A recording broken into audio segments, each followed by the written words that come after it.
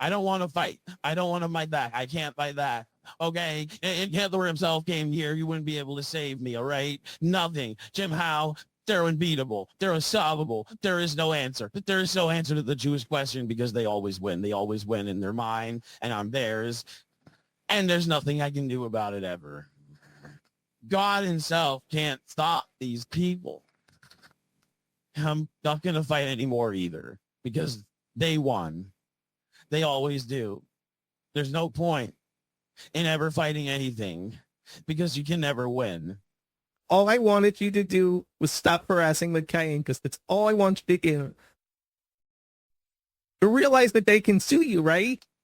And I know you're not going to protect me and I will let you do whatever you want to me. I told you. Not what I did. What would I do to you? What do you want of me? I want you to get... Look, I don't want to put you in an institution, but I want you to get help, okay? You can kill me because of one. There's nothing I can do to fight you or any of them. There's nothing that you would ever fight anyone.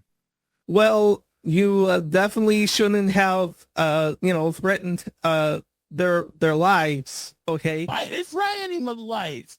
Well, they said that they have that information, on WhatsApp and Twitter. What? That you... Well, yeah. Yes, that's the app that you were using. I want to remind everybody, is I selected this so I can remind everybody that we now live in the misinformation era. We now live in the time where you must, if my rule of thumb will be this: if I can't shoot at it, I don't trust it. If it's not something I can theoretically fire a gun at because it's lied to me, then there's no reason to trust it. Yeah, no real. every record has been destroyed or falsified, every street renamed, every statue torn down and replaced, every classic audio of Schmorky and his girlfriend having a schizophrenic episode while Schmorky talks down to her in a weird falsetto, troon falsetto. Has been altered. We'll never know what's real anymore. It's so fucking Jover. Well, hello, chat. Nice, comfy Friday stream. I'm again regretting my decision to put these streams too close to each other, but as is tradition for the weekend, I have to say hello to everyone. And again, thank you to coming out for Rumble and to Odyssey, because I'm not sure what the plan is for the YouTube thing. I'm currently in the middle of 8 different plans all at once that I'm trying to violently execute as much as possible. With the help of that, I don't know how to credit him, but there's one guy who's been working pretty hard on the C side of the Kiwi Flare stuff, and it's worked. There was some DDoS attacks this week, in particular last night. And I was able to actually shut it down successfully, and he's actually identified a way to make it even more responsive that I haven't looked at as of this afternoon, but I will be taking a look at that. So exciting stuff. That's one thing that I do have to finish. There's some stuff I have to be done. I can't say what's done because it could be used to cause me problems, but yeah, that's one thing that's done. And then I decided to open up a board after my venting last stream. I opened up a board just called The Situation to discuss the issues of my web zone, of which there are a lot. So a lot of things that I have to consider. So I open up The Situation where only I can make threads, and I decided to post some stuff just to reach out to people and lay the cards out on the table. I've had some very productive, informative conversations from members of the community with ideas on how to get around the impositions that exist on the Kiwi farms at this moment. And so I think we have a plan for getting the LLC back up. And then once the LLC is back up, I will be able to receive mail. I have an idea. Oh, I'm not gonna. It's not like it's a top secret thing. I'm just gonna get a PO box. I'm gonna have to figure out a way to do that. But then once I have a PO box, I can receive mail again, and people can send me my coins. Well, not my coins. They'll be mine when they send them to me, but I can get my birthday silver. I can get whatever weird shit people want to send me. And because it's the USPS, you can't really fuck around with that because that's a felony. You'll go to the federal prison for fucking with the federal agents, the Glow neighbors, the Glow postal agents. Fascinating. And then I'm looking at the banking situation, and I kind of want to give my thoughts on FedNow. And at first, I thought that FedNow would be a lot like the European system. But the Federal Reserve is very afraid of intruding on the private banks, because if they were to intrude on the private banks too much, they would be all, unfortunately, they would have really unfortunate accidents, one after the other, as the people who actually own the banks, and who own a considerable part of the Federal Reserve would protest these decisions by the Federal Reserve. So that's not going to happen. And what's weird about the FedNow is that it's just an API for the banks. So it's not like there's not even like a clear way to use it in the banks. Right now, it just seems to be a replacement for bank-to-bank transfers between specific banks. So it's really, even though it's launched, it's not really ready for use.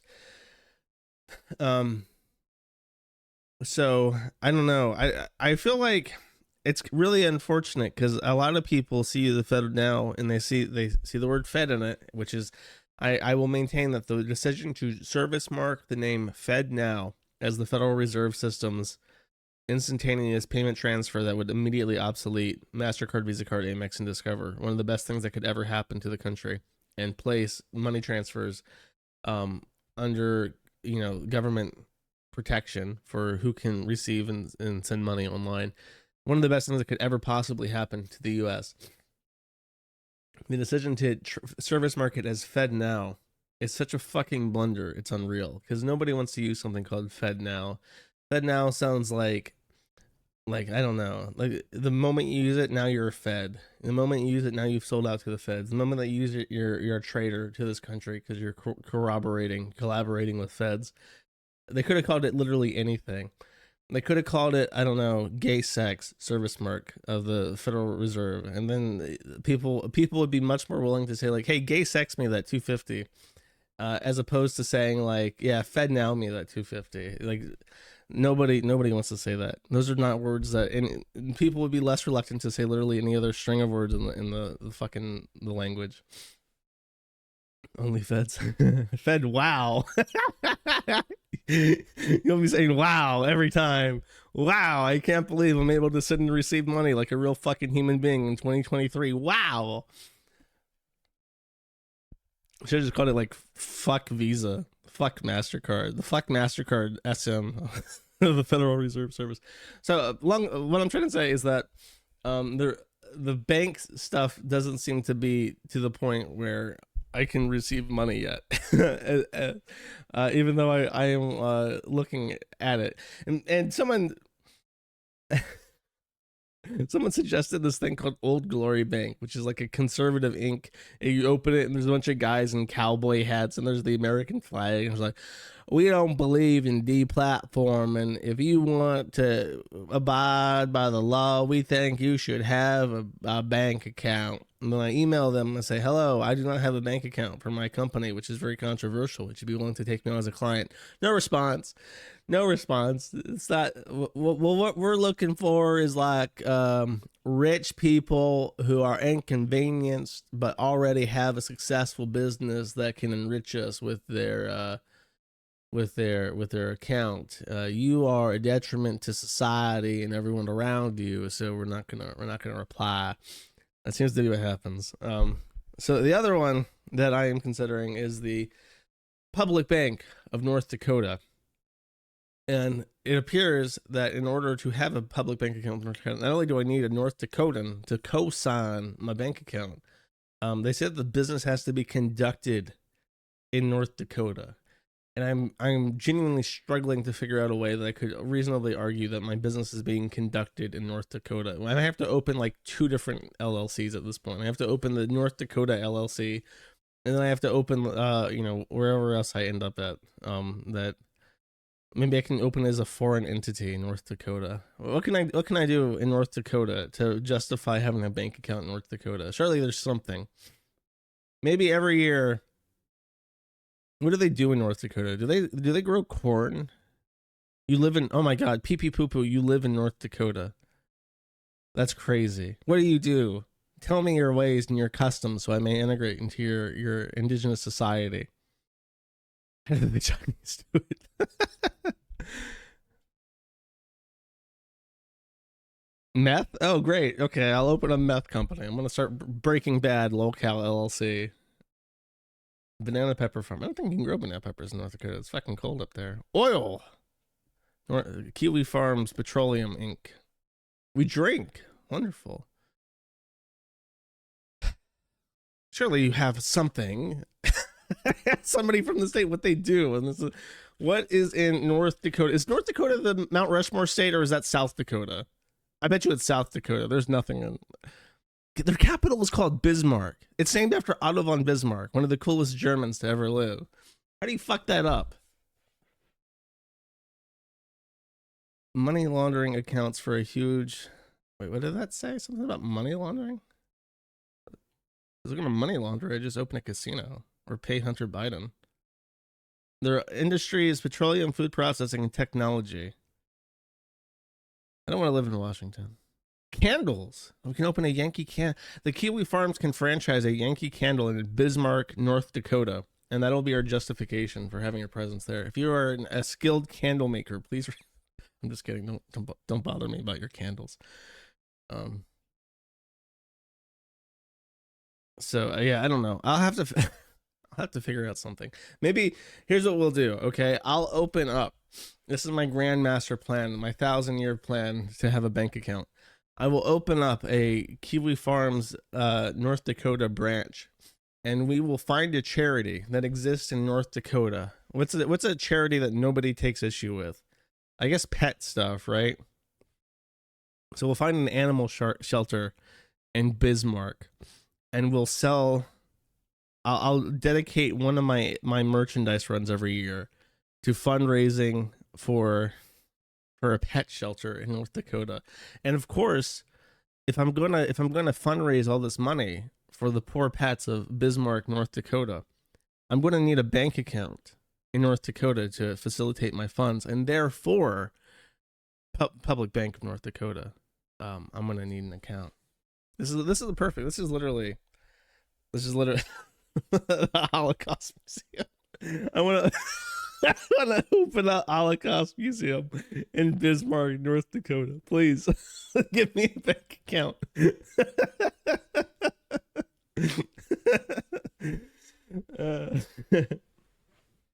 All right. I get to eat up some time at the beginning of the stream because there's like no news to talk about. There's a little bit of news. Let's set that up. But I just wanted to give people some good news that people are stepping up. We're figuring things out. We're gonna make it. We're all gonna make it, chuds.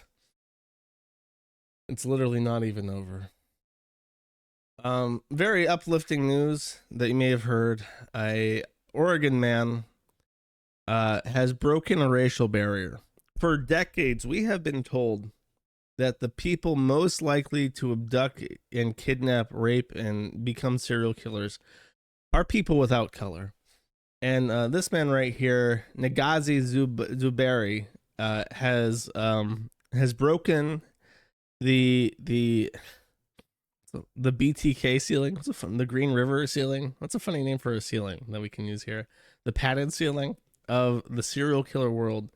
And he has built, with his own initiative as a small business owner, has built a concrete prison to kidnap women and put them into. Yeah. Oh, the hamster. That's right. That's of course the hamster.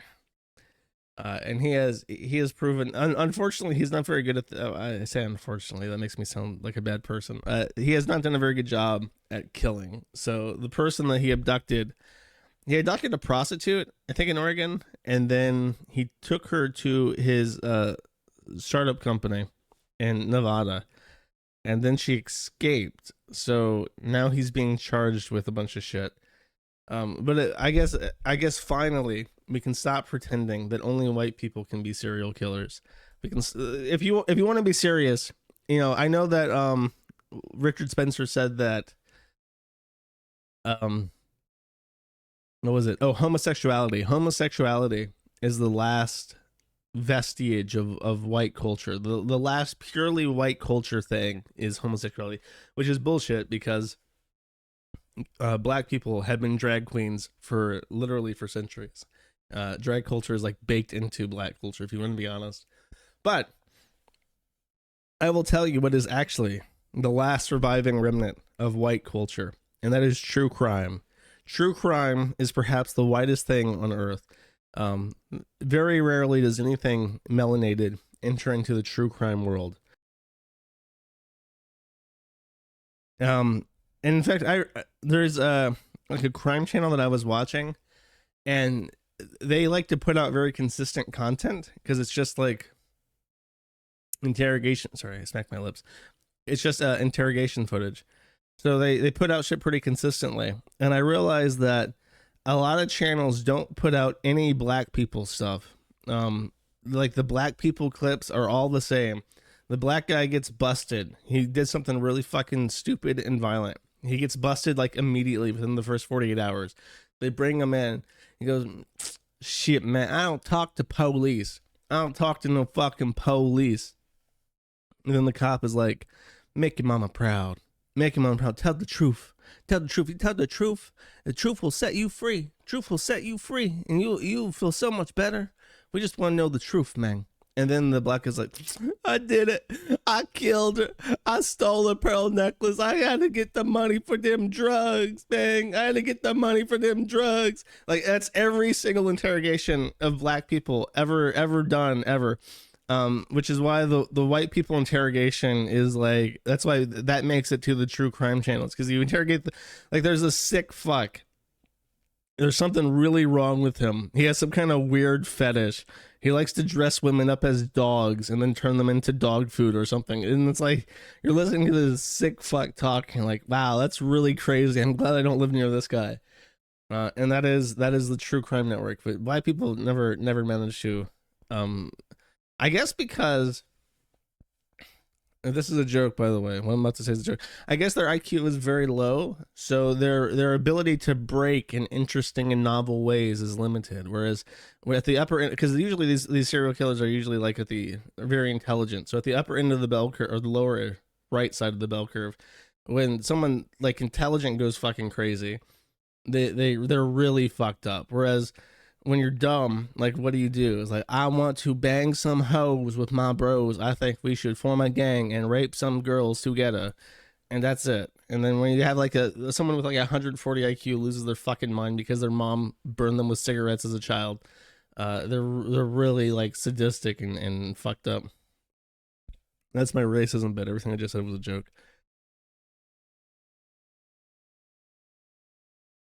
Anyways, oh yeah, black people.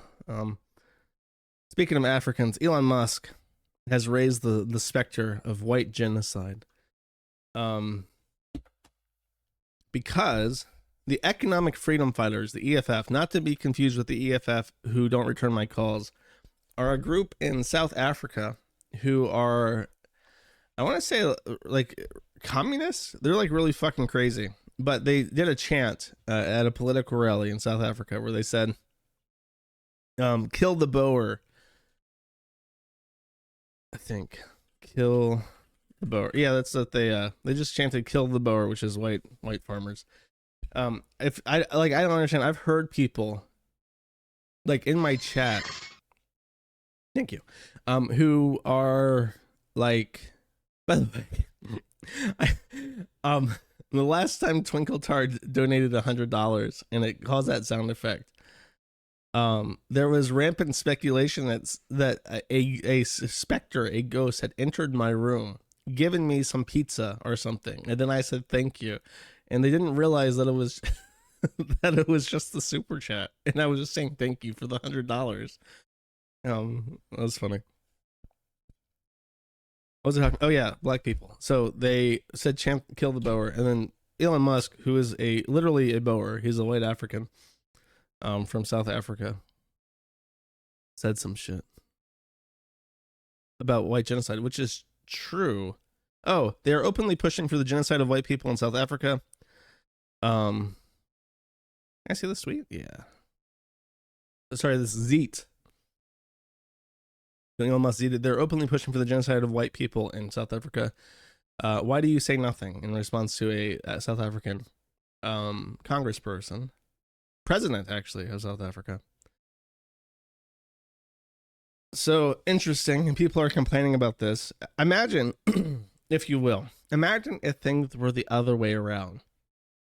Imagine if there was a it's I know that it's like a meme, but it's a fun thought experiment to imagine what would happen if in the United States there was a group of white people who were chanting "kill blackies, kill darkies." They're just chanting that. Imagine if there was a mob of people organized into a political union say "kill black people," and they were just chanting that at a rally. Can you even imagine how much people would shit themselves over that? But then in Africa, you have literally the exact same fucking thing, literally the exact same thing, and it's the media will contort themselves. They will bend over backwards to justify this, to heap hatred on Elon Musk for identifying correctly that there is a massive amount of violence directed towards white people in South Africa. I have said, no, it's 100% true that if you resort to the boomer meme of saying, imagine if roles were reversed, like it accomplishes nothing. And it's true. Because the reality is that they have the power to do whatever they want and you have no power. And there is zero purpose as far as persuasive value in just saying like, wow, this is unfair, because they know it's unfair. That's the point.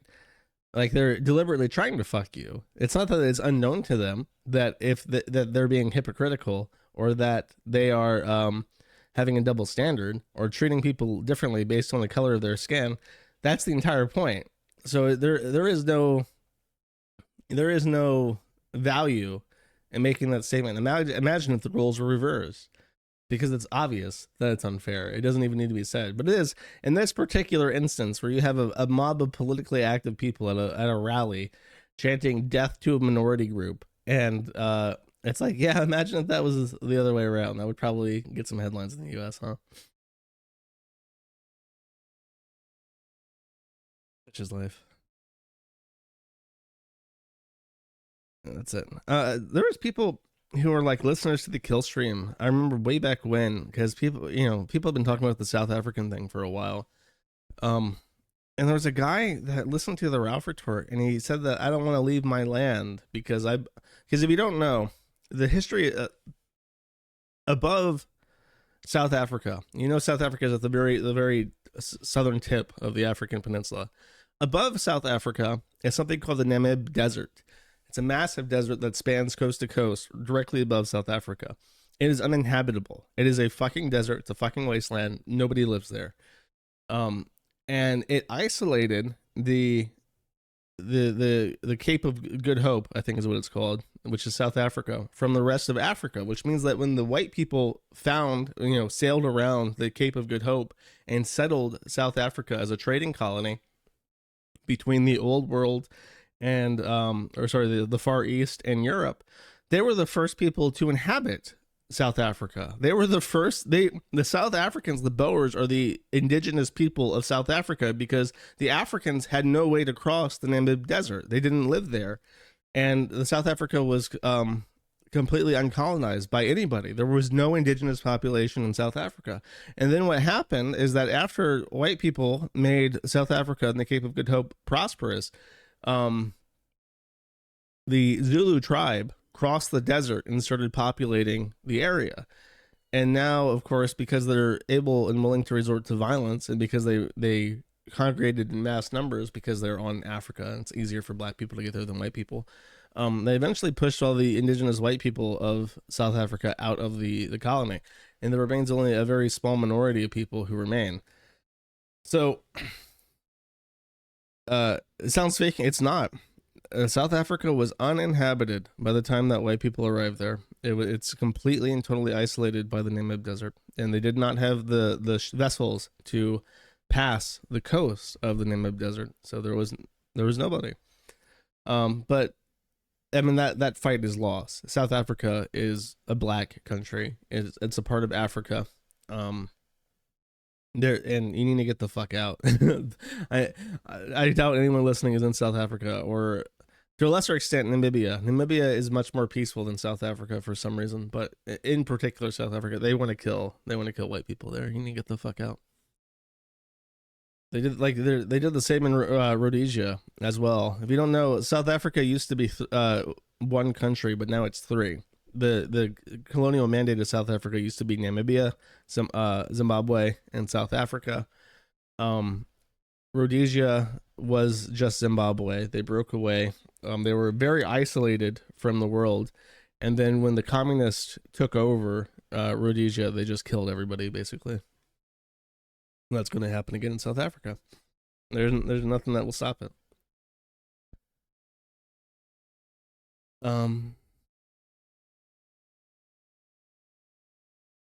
Zimbabwe wasn't a part of the Dominion? I didn't know that. I guess it was its own thing. It's literally over. It's literally over. Millions must die.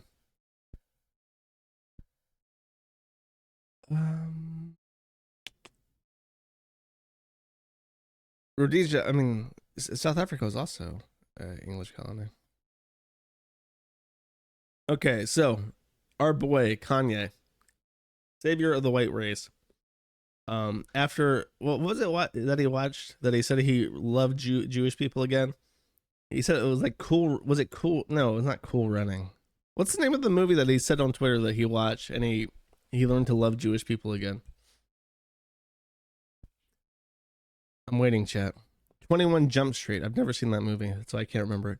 He watched 21 Jump Street and said he loves Jewish people again. So after repenting, after going back on his meds, after a nice lady decided to wine and dine him and convince him to medicate, he is now back in the good graces of the Jewish people, and Adidas has stocked his shoes, the Yeezys, once again. Unfortunately, Nick Fuentes did not make it. Nick Fuentes did not manage to arrive with Kanye to this promised land, despite his best efforts. And you know what? Give me a second. I'm just gonna play this a little bit out of style. Hold on. What can a person do? I mean, I've had special guests at my event. I've had speakers at my event that are black. How am I a white supremacist? I've had my whole lineup be black speakers. The guy that got me on the show is black. Oh, yeah. I have Jewish friends. Some of the people that I cite the most in these debates, like Michael Sartain's been doing his research, I know that.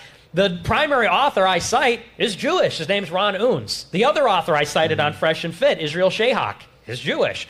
Another good friend of mine, Darren Beatty, runs Revolver, Jewish. Laura Loomer.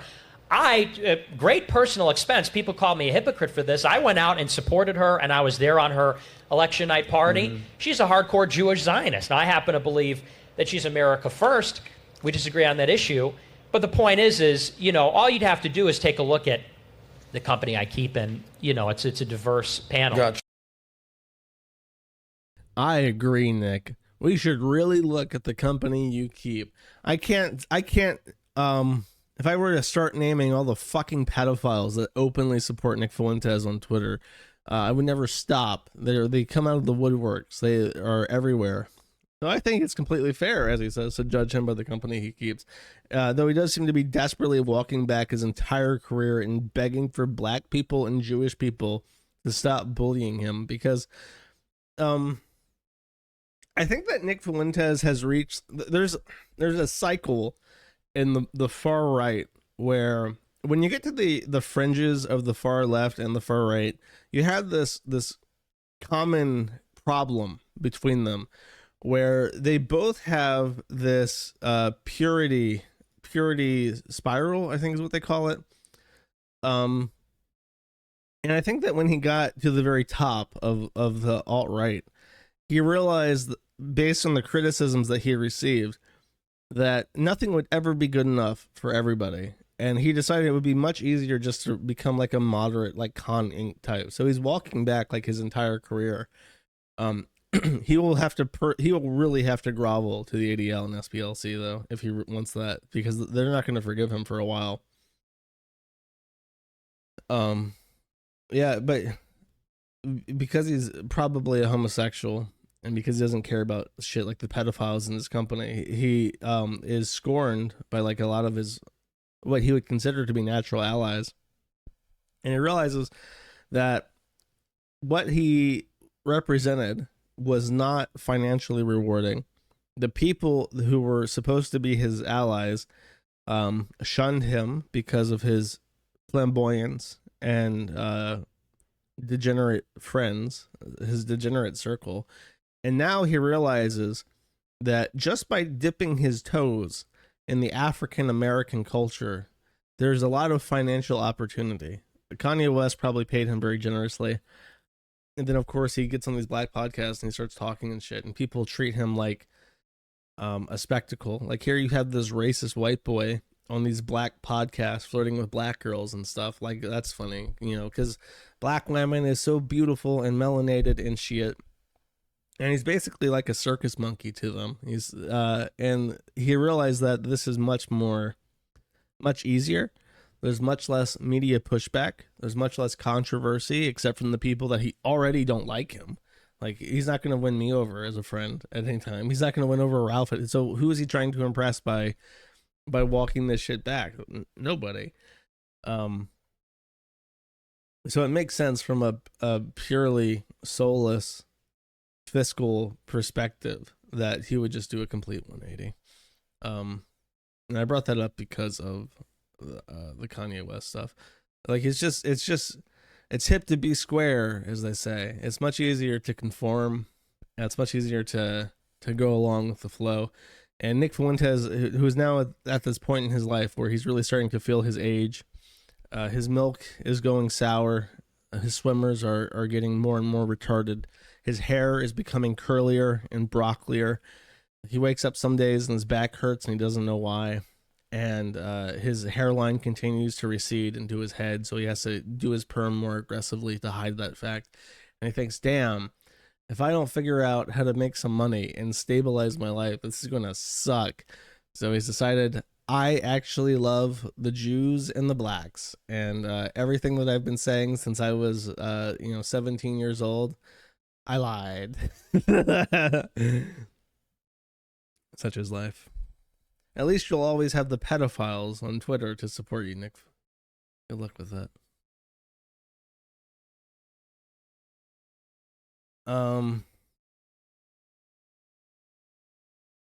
And just one other small story. There was a black Muslim in New York City, a teen actually, who was charged in the murder of a New York City dancer who was voguing. I don't know what the fuck voguing means. Let me look at this video real quick. Make sure that I can show it on stream.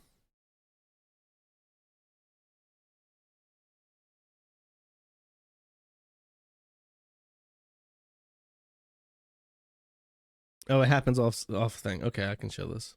Sorry, I just wanted to make sure that it wasn't like gore or something. Oh, there's no audio. Okay. Apparently, someone was voguing, a gay guy, and then the Muslims are shouting at him, we Muslim and we don't like gays. As we are innocently pumping gas, y'all decided to stab one of us. So I think the stabbing occurs off screen over here. They're like fucking with him. What is voguing? Okay, hold up. I'm gonna go to Google or YouTube and try to find voguing.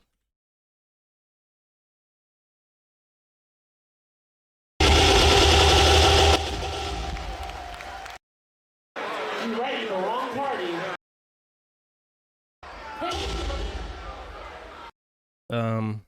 Wow, I don't know how to describe this.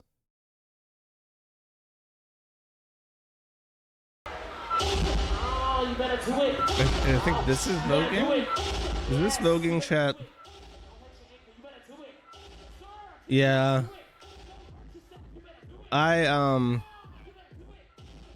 I don't condone violence, but I can understand the perspective of the Muslim teenager.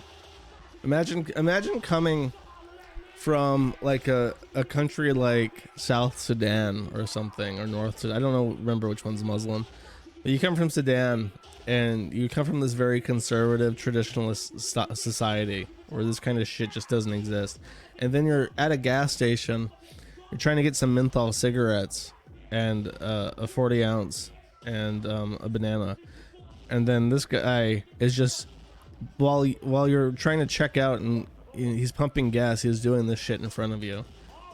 I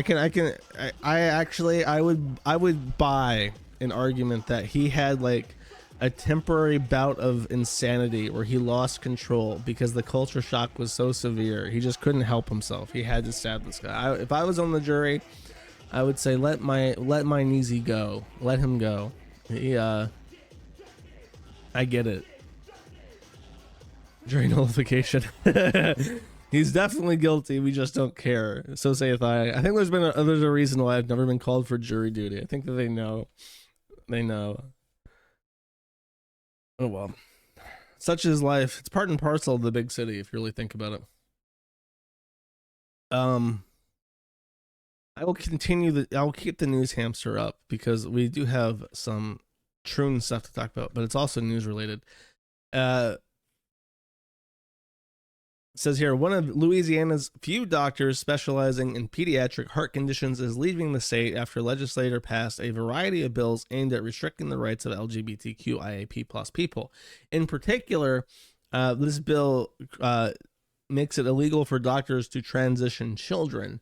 And this doctor is a homosexual. He's gay married, and he's gay adopting a boy. And of course, after they pass this bill where he can't transition children, after he adopts, he decides, fuck it, I'm going to leave. I don't want to be in the state anymore, which really raises some red flags as to why this gay man, gay adopting a boy, would care so much about transitioning a child that he just attained access to.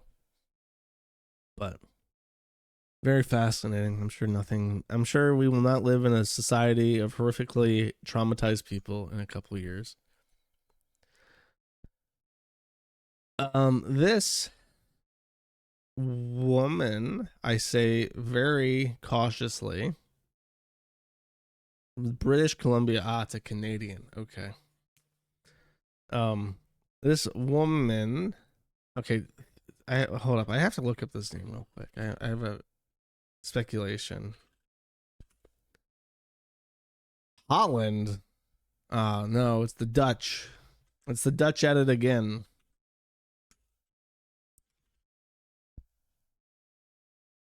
German origin. Okay, I have to blame this on the Dutch this time. But she said in a tweet, "Hey, want to know one of my all-time excellent parenting ideas? Let little children see penises and vulvas of various ages and sizes in a casual, normalized, totally safe way. The world will thank you for it, and so will those children when they grow up." So if you want to see what peak mental illness looks like, God, is this a Troon? I'm really debating this. I want to say that the lips are so thin, though. The nose is so big. The lips are so thin. The jaw is so square. But something about this just screams, "I'm from Berlin." I don't know. I'm really 50-50 Troon or Berliner on this, even though I've looked it up and I know that the name is Dutch. That's a man. Chin says yes. I wish I could do polls across the chats because I would love to look it up and then have people.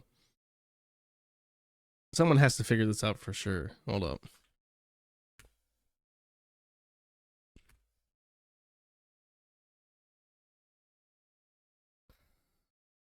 Oh, here's a video of them talking.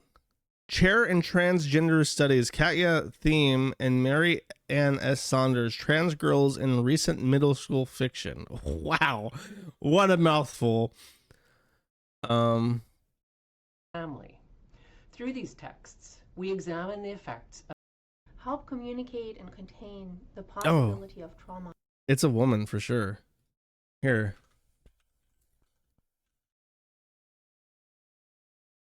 Joys and pleasures. Through close attention to language choices, such as names, pronouns, and modal expressions, we develop an account that makes the role of trauma in these stories visible through Mary Ann's reading experience. One of our goals is to No, I'm not deepen playing our it from the right understanding. browser. Hold up. So this is the other one. Show me the crazy lady. Okay. The features in the English language that can be used to mark such dwelling in possibilities. They are effective in signaling a shift between a factual They are excellent in signaling a shift from thing. No, I'm doing French. How do I forget? I don't know. It's because it's Dutch. It's kind of like shitty German French. We will make the boys into the girls, and they will see the penises in a healthy and safe environment. Yeah. The kinder must see the vulvas and the penises in a healthy, safe environment like the locker rooms. Yeah, they will thank you for it. The whole world will thank you for this, for exposing the children, the kinder, to the penises. Yeah.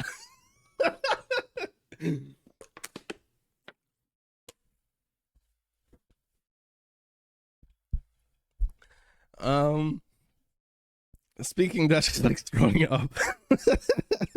You will see the girl's dick and you will be happy. Yeah. Okay. Oh fuck.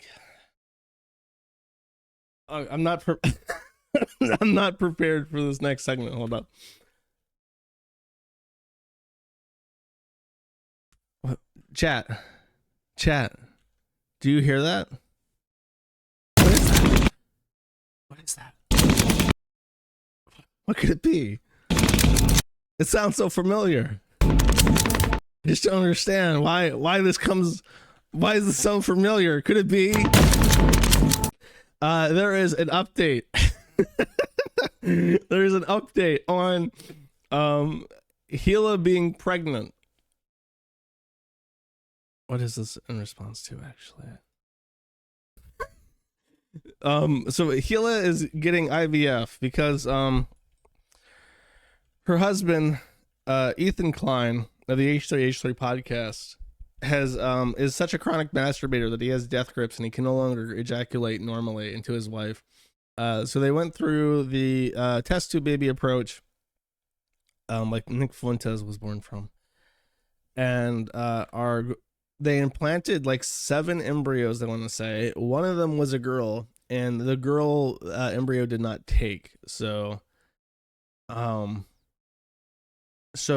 she's definitely going to get a third boy. She wanted a daughter, and she has an interesting perspective on what might happen to their kids moving forward.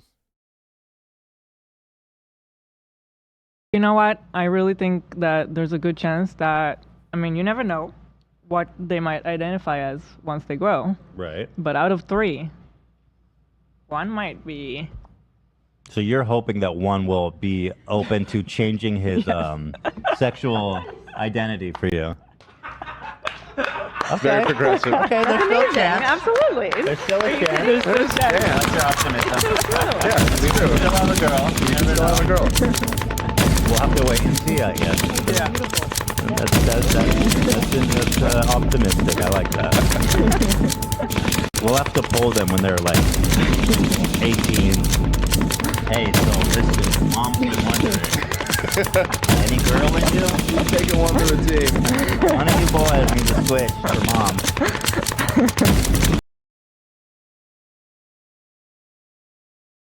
So Gila Klein has began her 1,000-year plan to get a girl by perhaps at gunpoint with her IDF issued 50 caliber Desert Eagle sidearm to progress her lovely daughter into the true form she was meant to be. I can get rid of the hamster now. Hamster, I may see you again before the end of the stream. We will see.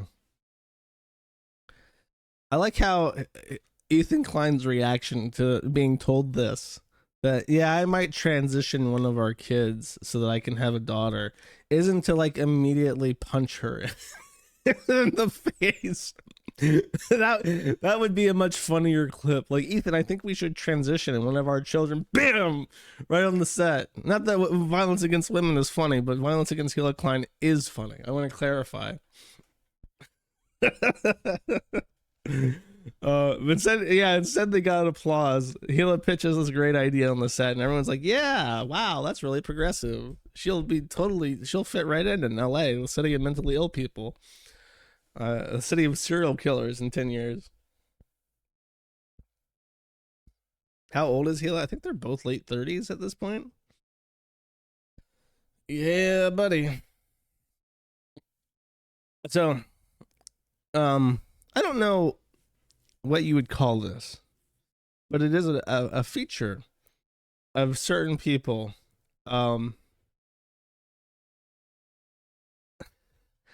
to lie habitually. I know that that's called pathological lying. However, in this particular instance, I feel like there needs to be a more specific name. So Boogie2988, also known as Ubewolf 1488, says, "True story. I had a depressed friend crashing at my place back in the mid-90s for a few months after a terrible breakup she went through. One night, she woke me up so I could take her to the ER. Her wrists were slashed very deeply. My bathtub was filled with blood. She had failed to cut deep enough, though, and didn't bleed enough to die, and decided to get help instead. The reason? She was broke and stole money from my wallet to buy box cutters to do the job. She didn't want to steal very much money, though, so she got the cheapest possible box cutter and wasn't strong or sharp enough to get the job done. Her desire not to steal my money saved her life. She got the mental help she needed, and it wasn't much longer after that she met her husband and started her family, all because she took a 10 instead of a 20 out of my wallet." This story is complete and utter bullshit, and it's fucking shocking that he thinks anyone would buy this ludicrous pile of shit that he just crapped out on, that he just zeeted into the universe. It is kind of, I think it says a lot about his psychology, though, like how he wants to be a hero so bad that he like fantasizes about like women like slashing their wrists so that he can somehow play like a hero role in his savior fantasy. Because why the fuck else would you tweet this? That it's really bizarre. Boogie is someone who you have to he is the epitome of the expression that familiarity breeds contempt. The more like you first see Boogie, and you always see him like in this groveling context where he's like, I just want to make funny videos, and I want to have a good time on the internet. Ooh. And then you kind of feel bad for him because he's this big fat retard loser, and you're like, yeah, he's a pretty pitiful excuse for a person, but he's pretty harmless. And then every time you hear anything else about him, you start to see these little cracks in like his facade, and you really see like a really dark, selfish, self-serving person underneath that would do literally anything to enrich himself at someone else, and not even like enrich himself monetarily, but like gratify his weird complexes. So I don't know, every time I see anything from Boogie, I'm just like, oh yeah, you're really fucking gross, and it just keeps happening.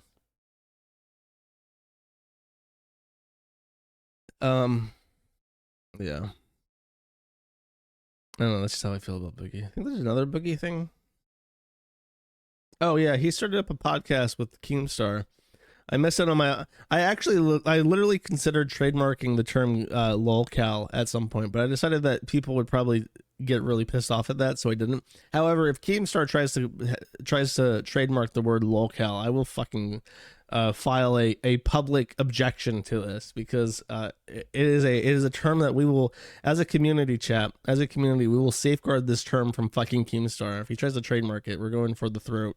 We're gonna hold him down and shave that stupid fucking beard off his face.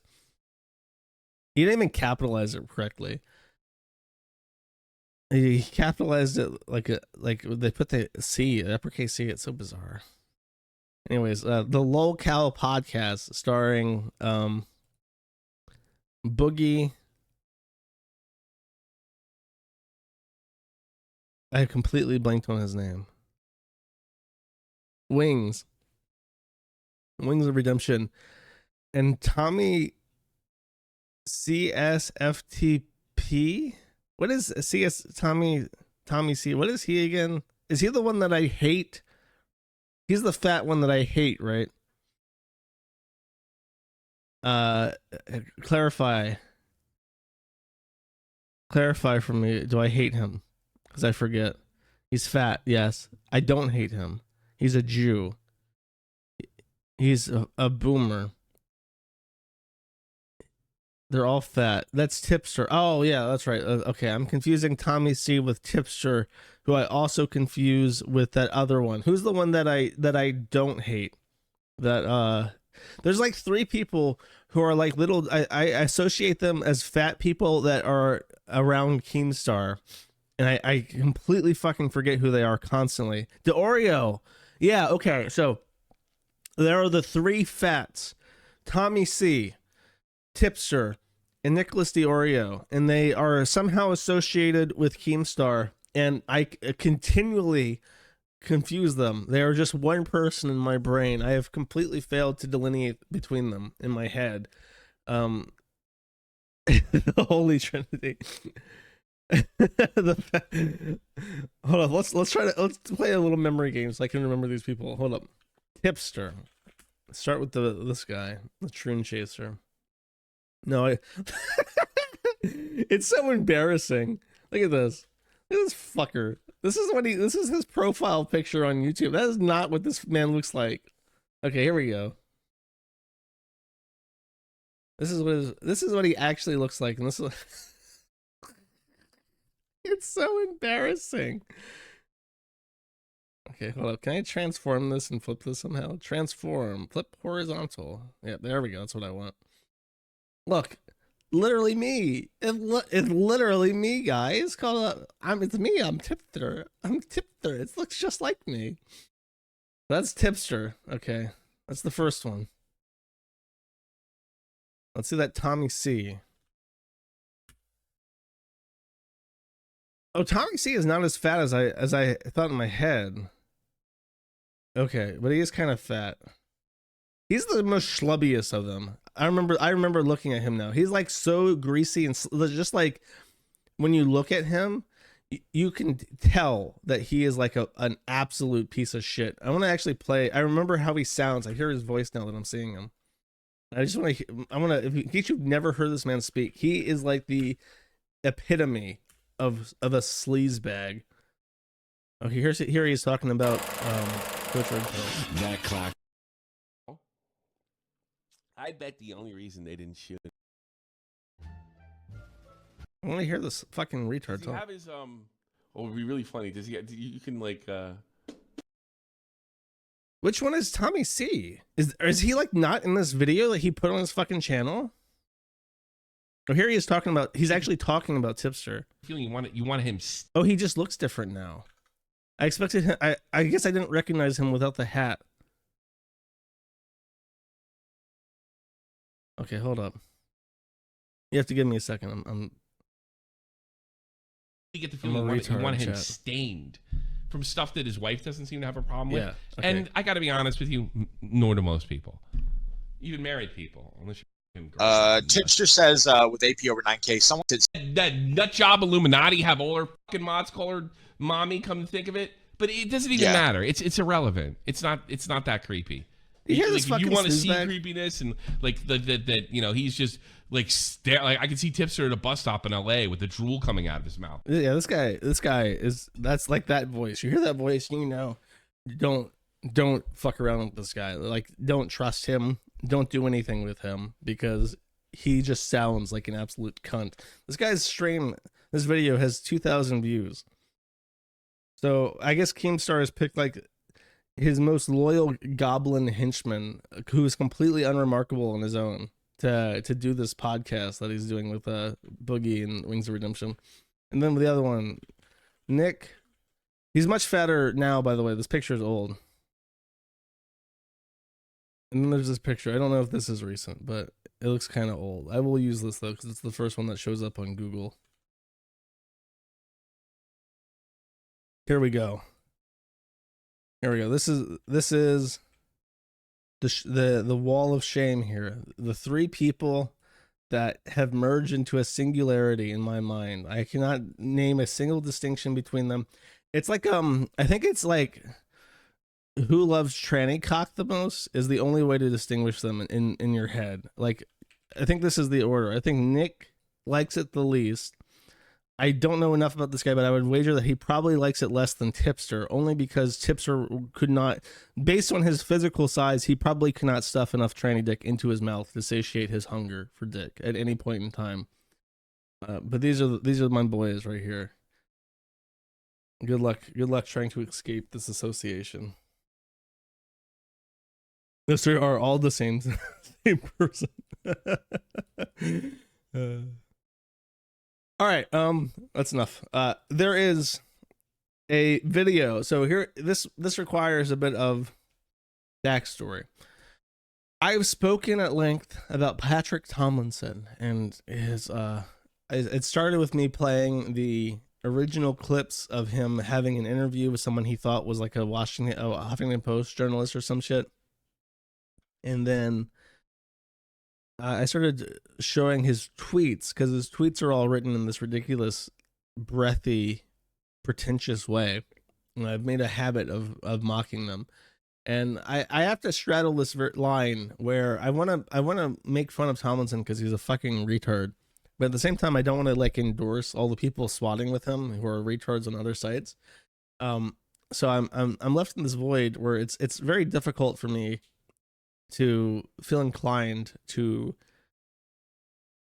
show some of the stuff that happens to him, because like I on one hand, they're totally in the wrong for continually fucking with the Milwaukee police and getting them to visit this guy's house over and over again. However, Tomlinson is also always in the wrong because he handles it in the worst possible way. The first thing they tell you is to not publicize it, because then if the swatter doesn't even know if they can't even confirm that the SWAT happened, they're not going to do it again. But if you continually confirm it and you go out of your way to overreact to it, they're going to keep doing it. But he doesn't care. He keeps reacting to it, I guess because he wants pity and attention. But there's this clip that he published. He went on media to complain about the stalker childs on another website who had been fucking with him, and he, in his defense, published this video that I believe his wife took for him. I'm not sure if it's a wife or neighbor, but I would assume it's his wife. And he's talking to the police, and watch what happens. What? I said no. I showed you respect. No, you were not. You have not. No. Turn around. No. Hands behind your back. Put your hands behind your back. Enough. Second time ever.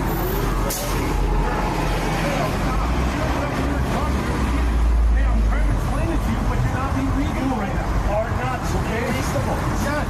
You came up here telling me you're not.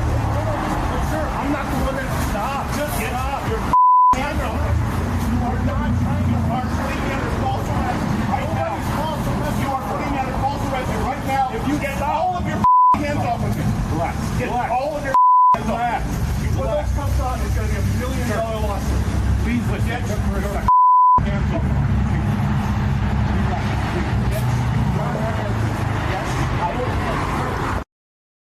So the point of this was that they're trying to show Tomlinson was placed in the handcuffs by the police during a under false pretenses that they came to his house.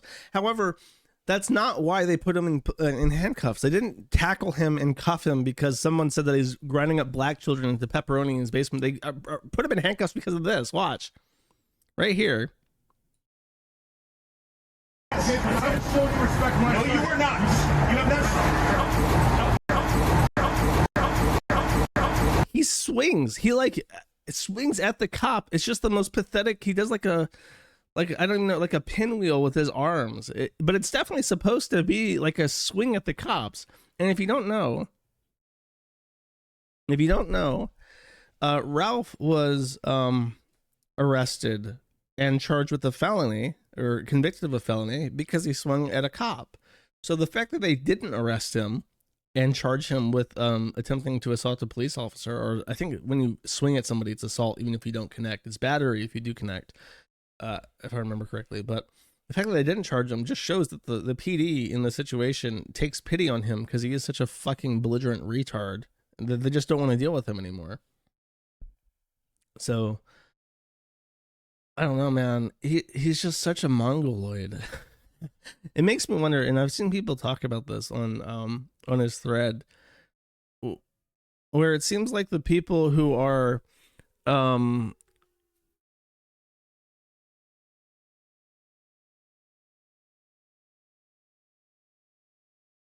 I just heard a weird noise. It spooked me. But the people who talk about him have mentioned that it feels like his whole like shtick with the trolls is some sort of like weird coping mechanism. Like he has internally, especially in the way that he handles his lawsuit with Quasi, where he owes Quasi a significant amount of money, and he just seems to absolutely refuse to ghost on screen. He refuses to even acknowledge that he's lost and he owes Quasi money. Like in the way that the documents are filed, the way he handles his case, it seems like he genuinely is mentally incapable of accepting the fact that his lawsuit is over. He lost and he owes fees. You know what I mean? Like the way he talks about it on Twitter seems to indicate that. It makes me wonder, like, is he like genuinely traumatized? Does he have PTSD from something and he is like incapable of processing reality correctly? Or is he just such a fat, entitled man-child in a way that I've never seen before, that he is capable of deluding himself of, or not even deluding himself, but he genuinely just believes that he should be treated a certain way, he should be allowed to act a certain way, and there should never be any specific consequences to that ever. It's really bizarre, because it's like so egomaniacal and it's so self-centered, and his ability to just ignore reality seems so great that there's no way it could just be his personality. It feels like it's mental illness at that point, where it's how do you get told by the court that you owe $50,000 or whatever the fuck, and you just are like, no, actually I don't, and genuinely sit comfortably doing that. You know what I mean? It's just, yeah, I feel like, what made him this way? What's the fascination? Very bizarre. I replayed this. Oh, I had something set up. I'll redo it. I'll play like the first half of this again. What can a person do? I mean, I've had special guests at my event. I've had speakers at my event that are black. How am I a white supremacist? I've had my whole lineup be black speakers. The guy that got me on the show is black. Oh, yeah. Black on black on black on black. Oh, of course you. When did I become such a blackie?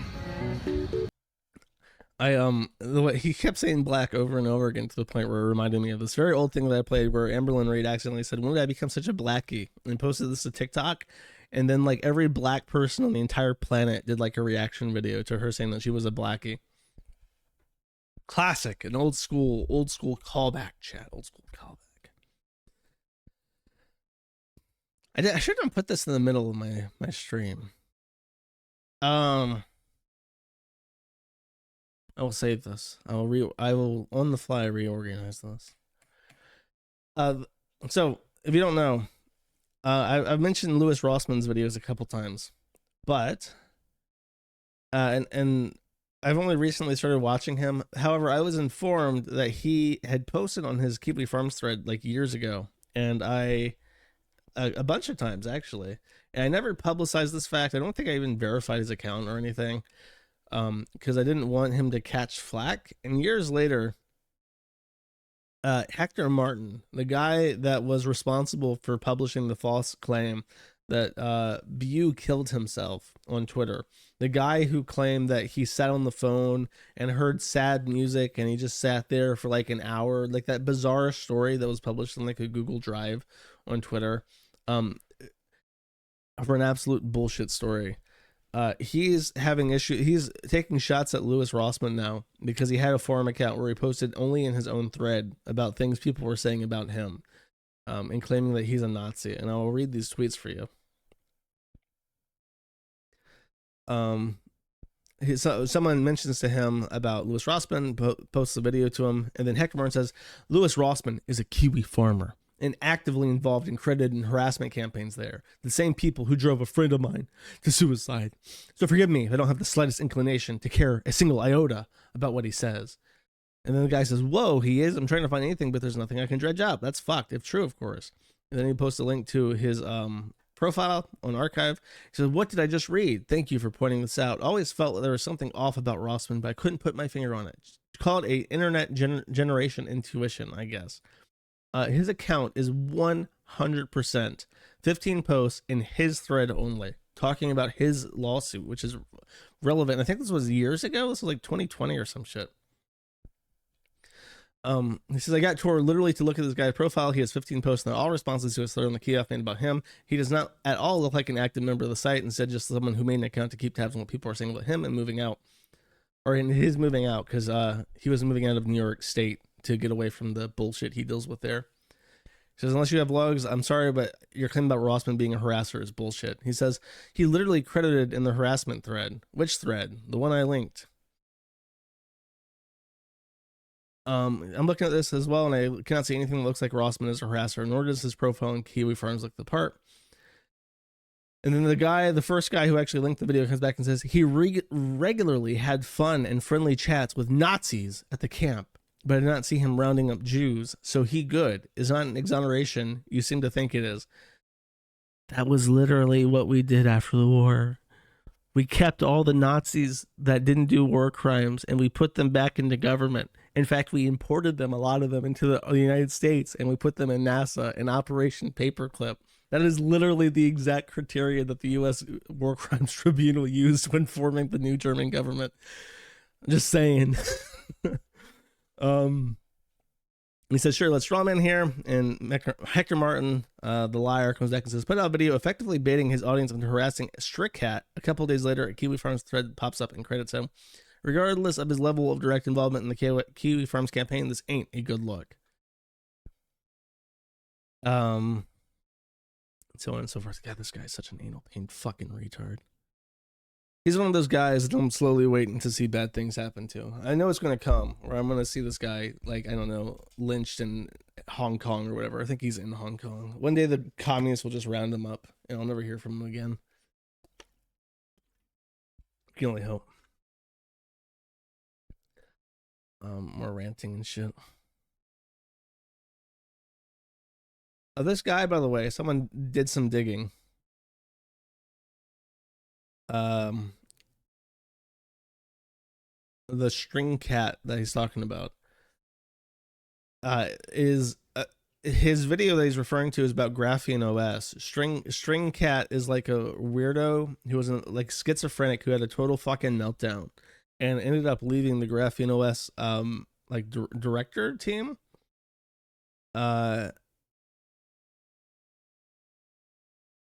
Says here, until Rossmann removes he used the official Graphene OS thing to like talk about Rossmann and shit. So until Rossmann removes his dishonest content and publishes a retraction, he's not welcome back in our community, and no project members will be collaborating with him. He tried to cause a massive amount of harm to Graphene OS out of spite because Daniel was privately upset with him. And so on. That's the gist with the Rossmann stuff, is that there was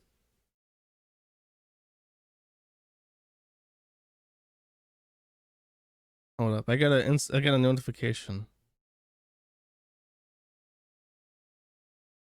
Wow, breaking news. This is very strange. This is serendipitous, chat. This is an incredible conflux of real-time events happening. As I've been discussing this, literally as I've been discussing this, guess who posted on the Kiwi Farms as on the darknet only website that is completely inaccessible from its original domain? Somebody has had the gumption, the wherewithal, the technical skill and expertise to find his thread, assuming that the thread will actually load. Hold up. We're having some tech issues because my site's a giant piece of shit that's strung together by string. Okay, there we go. I even feel bad showing this because I know that guy, that retard Hector Martin's going to have a meltdown. This is Louis Rossman, who should totally help me with my hosting, by the way. If he actually is a base K farmer, he should pull a string for me or two. Mark asked the worst is, but Hector Martin said he's complicit in the harassment against Daniel McKay. I wonder if Louis will change his mind on Hector now. Louis replied saying, I can respect someone's engineering capabilities and their contributions to the community, irrespective of what they say about me. I should do this in his voice. I have to get really comfy in my chair. I'm going to lounge back a bit, put my arm on the sides of my chair. Like, hey, everybody. Hope you're having a wonderful day. I'm going to be reading a post by Louis Rossman. I'm going to try to imitate him a little bit. He has a very soft-spoken voice, despite being a big guy. Let's see if I can pull it off. Just because someone says something bad about me doesn't mean I'm going to shit on their skill set or their accomplishments. I can't apply a different standard to Hector than I would want applied about me. His opinion of me as a person doesn't change my respect for his engineering chops or accomplishments. And I do mean it when I say that the repair community would benefit from having engineers of that level be a part of the conversation. No movement moves beyond the ego of its leader. The issue with me trying to read things in a nice, smooth, very polite way that he reads is I am an illiterate dyslexic and I can't actually read. And as little as I would ever want to be the leader of any of this, an algorithmic lottery chose me. So here we are. To discount what he would have to contribute to the conversation, or people of his caliber have to contribute to the conversation because he doesn't like me, would be an asinine on my part. Which is a very, very, very fluffy way of just saying that just because I don't like him doesn't mean I don't want him to talk about right to repair, which is important to him, which is true. It's like when I talk about deplatforming and shit, just because I don't like certain people, even Nick Fuentes, it's like I don't think that he should not be allowed to talk about his issues with platforming and stuff. He says, I heard the site got shut down for harassing large YouTubers and figures, so I got curious and wondered if I have a thread here. I'm a large YouTuber, and what do you know? There was a thread on me. Call me crazy, but I had to figure it out for myself and figured out there's a commentary going on about me. Well, I'm an expert on me. I might as well be the one to answer questions rather than someone else, so here I am. I don't read the site. I'm 100% certain I have never read outside my own thread. I think it's funny, but also sad that would get me labeled a Kiwi farmer. People are very quick to label nowadays. I am no one's guy but my own. It's fairly obvious upon the 20-second glance at my account that I have zero participation on this website outside of answering questions about myself in a thread dedicated to me that I can't delete anyway. To use that as a backhanded way to imply that I'm a part of a harassment campaign, or to assign the negative, pejorative attributes he has in mind for a Kiwi farmer to me based on that makes me sad. It's an obvious cheap shot and misrepresentation of who I am or what I was even doing here in the first place. By the way, I want to point this out for Mr. Hector Martin, because I just remember this. You know, I remember Hector Martin was friends with this guy named Bew. And if I remember correctly, Bew joined the Kiwi Farms to answer a couple questions about himself for a few pages as well. In fact, I think he made way more than 15 posts on the Kiwi Farms. So this Bew guy, very suspicious. He's a Kiwi farmer, and Hector Martin's is friends with this Kiwi farmer named Bew. Isn't that strange, chat? Isn't that really suspicious that Hector Martin is friends with a Kiwi farmer named Bew who posted on the Kiwi Farms in his own thread? Very strange. Very strange, chat, that Hector Martin is friends with this Kiwi farmer named Bew who posted on the site. Very strange, now that I think about it. I've always been more open than most people who do YouTube content creation to candid discussions with viewers. I think it stems from the fact that I was doxxed from the get-go. My store address was always public, and I was always sitting in front of them in the early days. So if someone had a question or comment on a YouTube video, they could literally walk in and speak in person to me for my first YouTube video. I did meetups in person where anyone could show up, where I'd talk to, drink, etc. with whoever showed up. I still do this from time to time. Some of the viewers are normal people, some are genius engineers, some are billionaires, some are broke, some are insane. That's me. I met up and talked with them in limited doses all the same. Here, I'm gonna make a live post. You ready?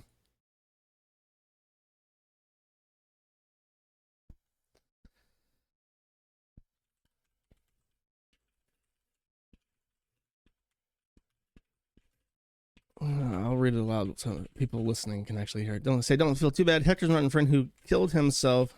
We definitively proved it was a hoax.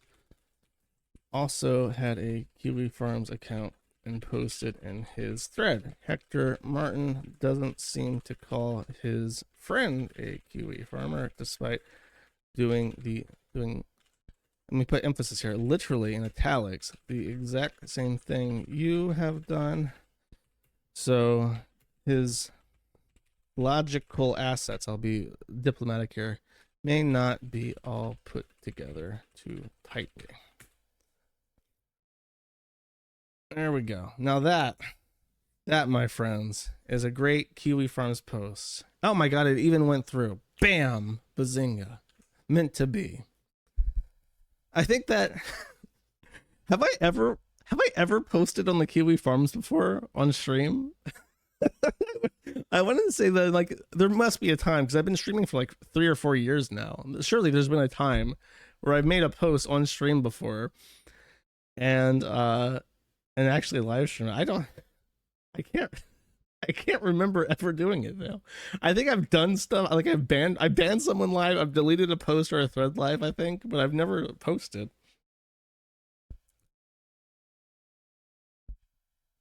Oh, I've shitted on people for using the site live. That's right. I think I did do that. That was a profile post though. That's different than a real post.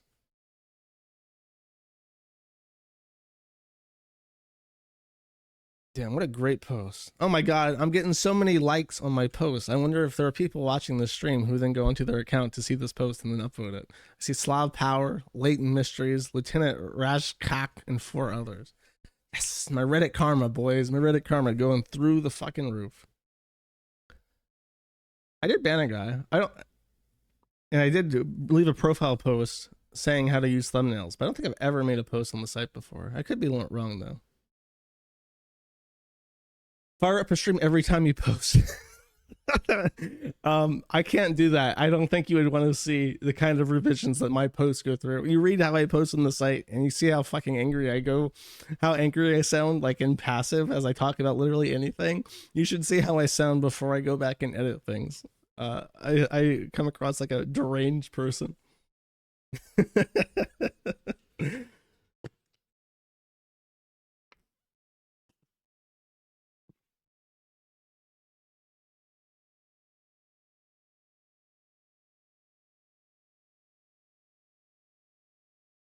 Anyways, next. Sorry, I was taking a nice sip of water. This is also about Hector Martin. This was the next train of thought I was going to go to. I've talked about this before, but very briefly. Hector Martin is a VTuber. He has an alternative persona called Asahi Linux, which is a name. I think it's named after a Japanese province, which would be very curious considering I don't know that there's any evidence that Hector Martin actually exists. And Bew was living in Japan, but I know that there's a brand of precious metal producers called Asahi, and they make silver and gold bars that are popular with weeaboos. Even though they look like shit, they're like postmodernists. They're fucking god. Let me just show you. We're gonna have an impromptu silver bar segment real quick. Look at this soulless, gaudy fucking trash.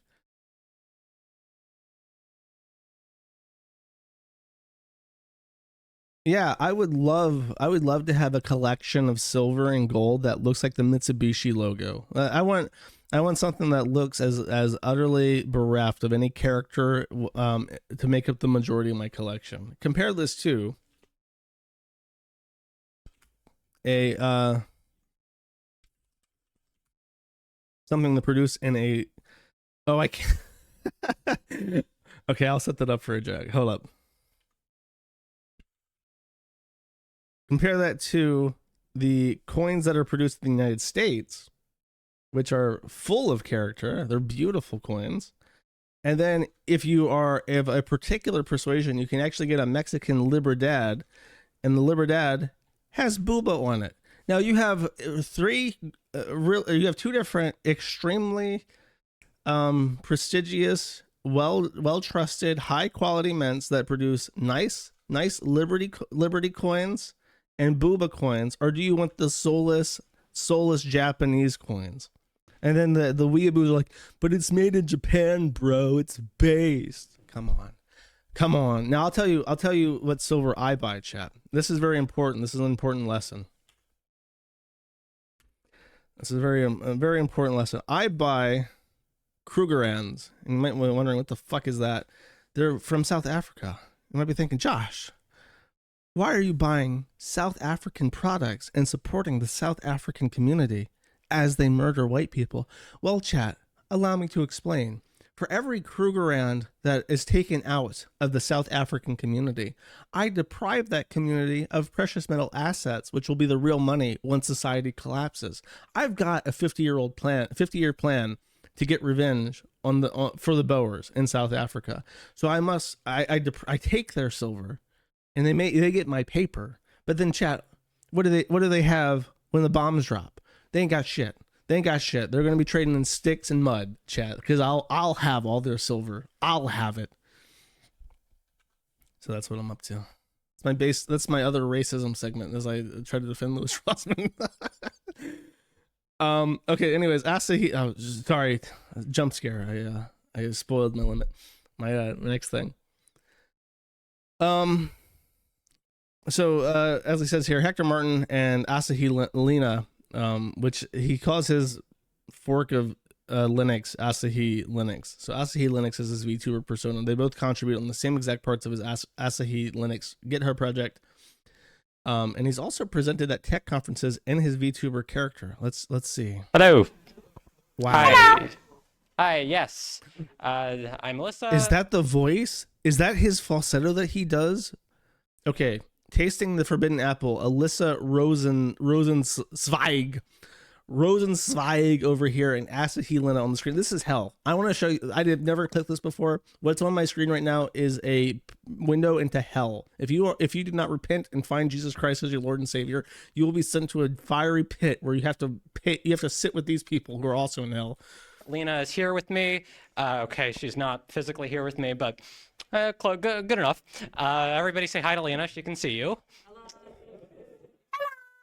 Hi. This should all be sufficient proof that I'm not Lena, as people keep claiming. I mean, I could have pre-recorded her, I suppose. No response to that? Yeah, that's fair.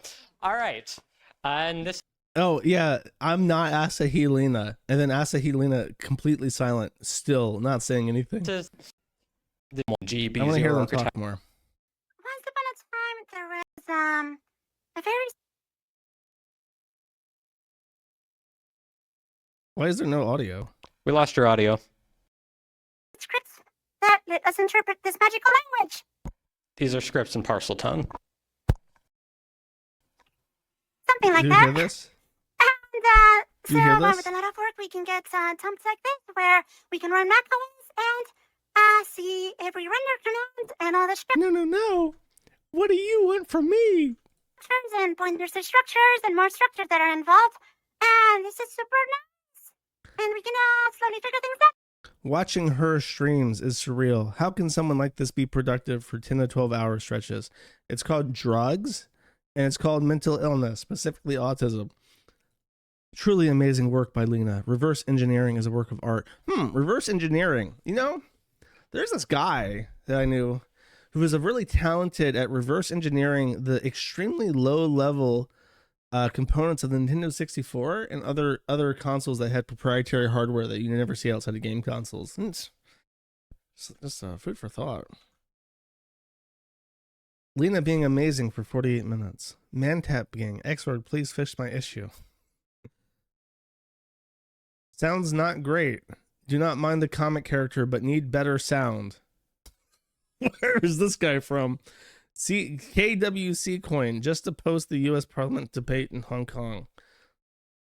So this guy is like from Hong Kong. He's watching this and thinking, me no mind. I do not mind a cartoon character, but your audio is absolute shit. Maybe fix your voice synthesizer. Lena, you're super cute. The incels tried so hard to front against women in STEM, but they became the women in STEM in order to stop real women from getting in. Based. Lena is Paul. Cringe. Based. Okay. Sorry. I just want to play this moment of hell. Can I get another second of it? I just want to torture you guys a little bit more. The Mesa driver owned that it'd be some most Part 1 Pro So this machine. is that Alyssa, should right? So this is like two different trannies talking to each other at once. you. Pointers,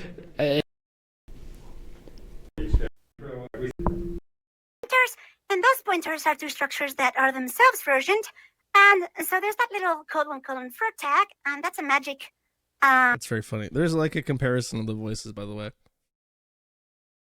Oh, and he's also having a tantrum with Hacker News. They've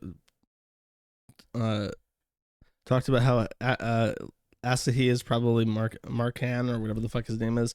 So he's blocking traffic from Hacker News and fucking with the CSS. So if someone links to his site, he's just such a petulant fucking man-child. What an embarrassment. Okay, I want to see this comparison between the audio.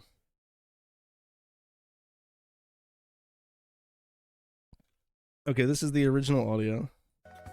I guess the backtrace was a lie then. Yeah, it's probably just because this is optimized. And it's very confused. I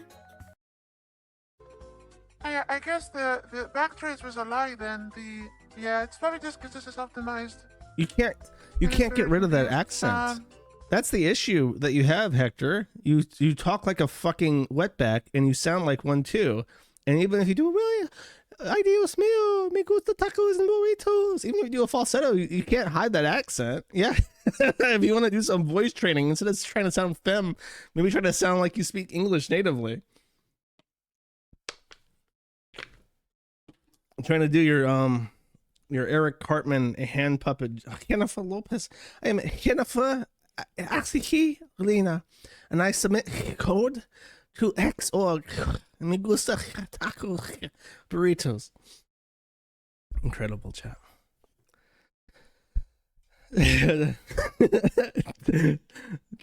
taco flavored commits to my Asahi Linux. Excellent. I enjoy. There is a deep sadistic pleasure that I get knowing that the people who hate me and who work very hard to try and fuck with my site live in this personal hell of their own design. Commit suicide.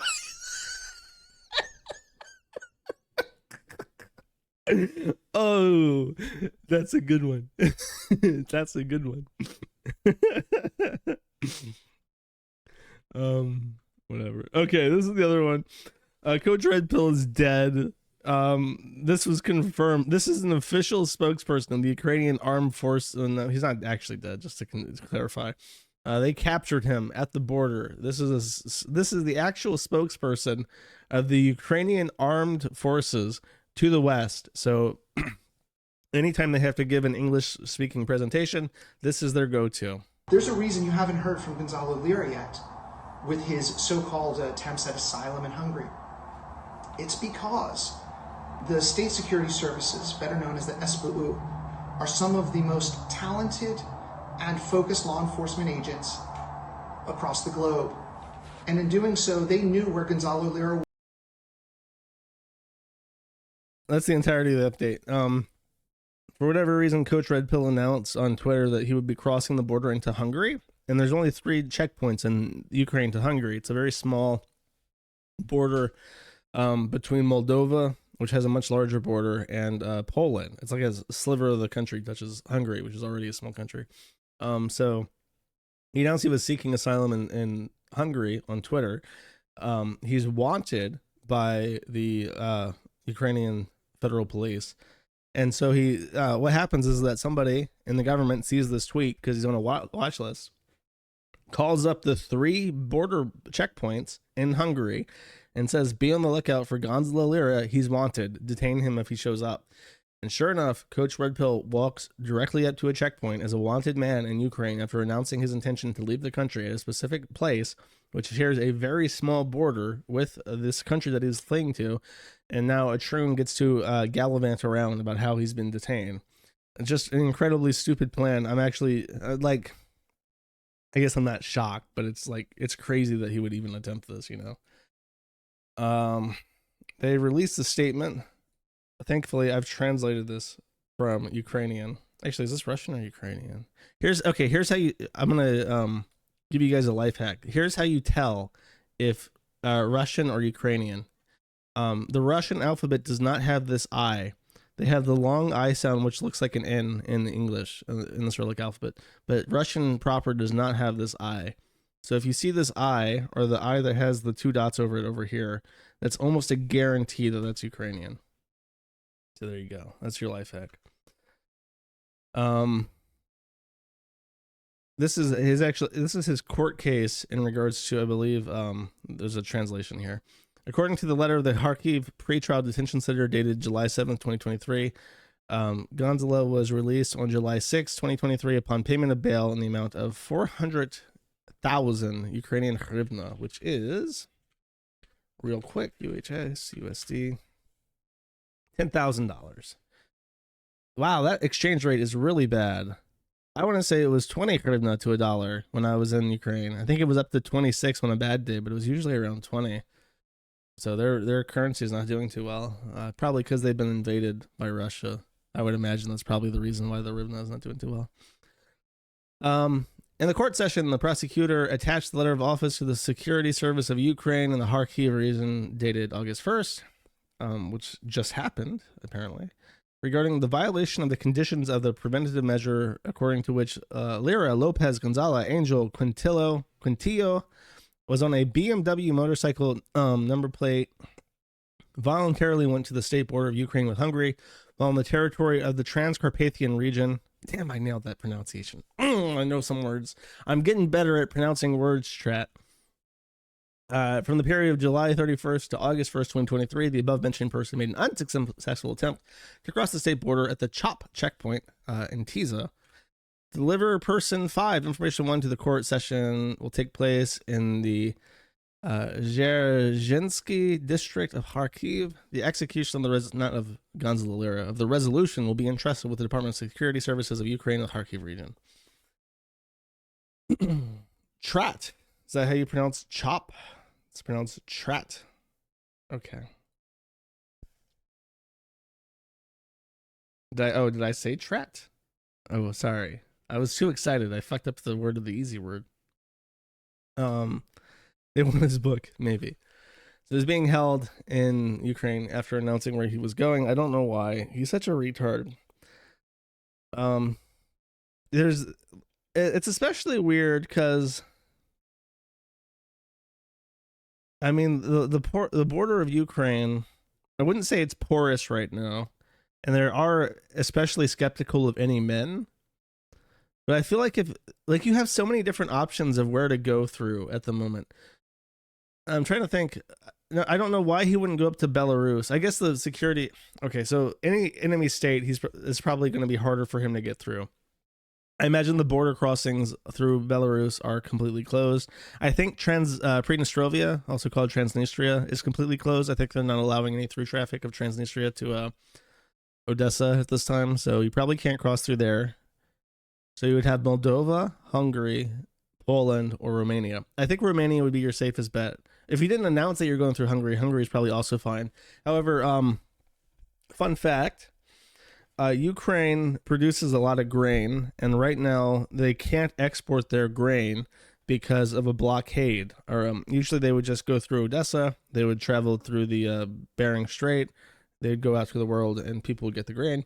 However, right now there is a bunch of like mines out in the ocean, and it's blockaded. So the Odessa port is effectively unfunctional. However, the border that Ukraine shares with Romania under Moldova is very small, but it's on the Danube River, and the Danube River is very navigable, which means that you can load up a barge in the Danube and you can ship it all the way up to Germany, I think. Or throughout a lot of places in former Yugoslavia. You can get up to Hungary through the Danube, I'm pretty sure, but it definitely goes up to like Austria. So I think your best bet, if you're Coach Red Pill and you're trying to get out, you could take a boat on the Danube. And I think that the port is so active right now that you probably would blend into a lot of traffic going through there because of the blockade. if you did any kind of research, you'd probably come up with a better plan than announcing exactly where you're going to go as a wanted criminal. But you know how shit goes. Go get them? No. Try that in a small Eastern European town.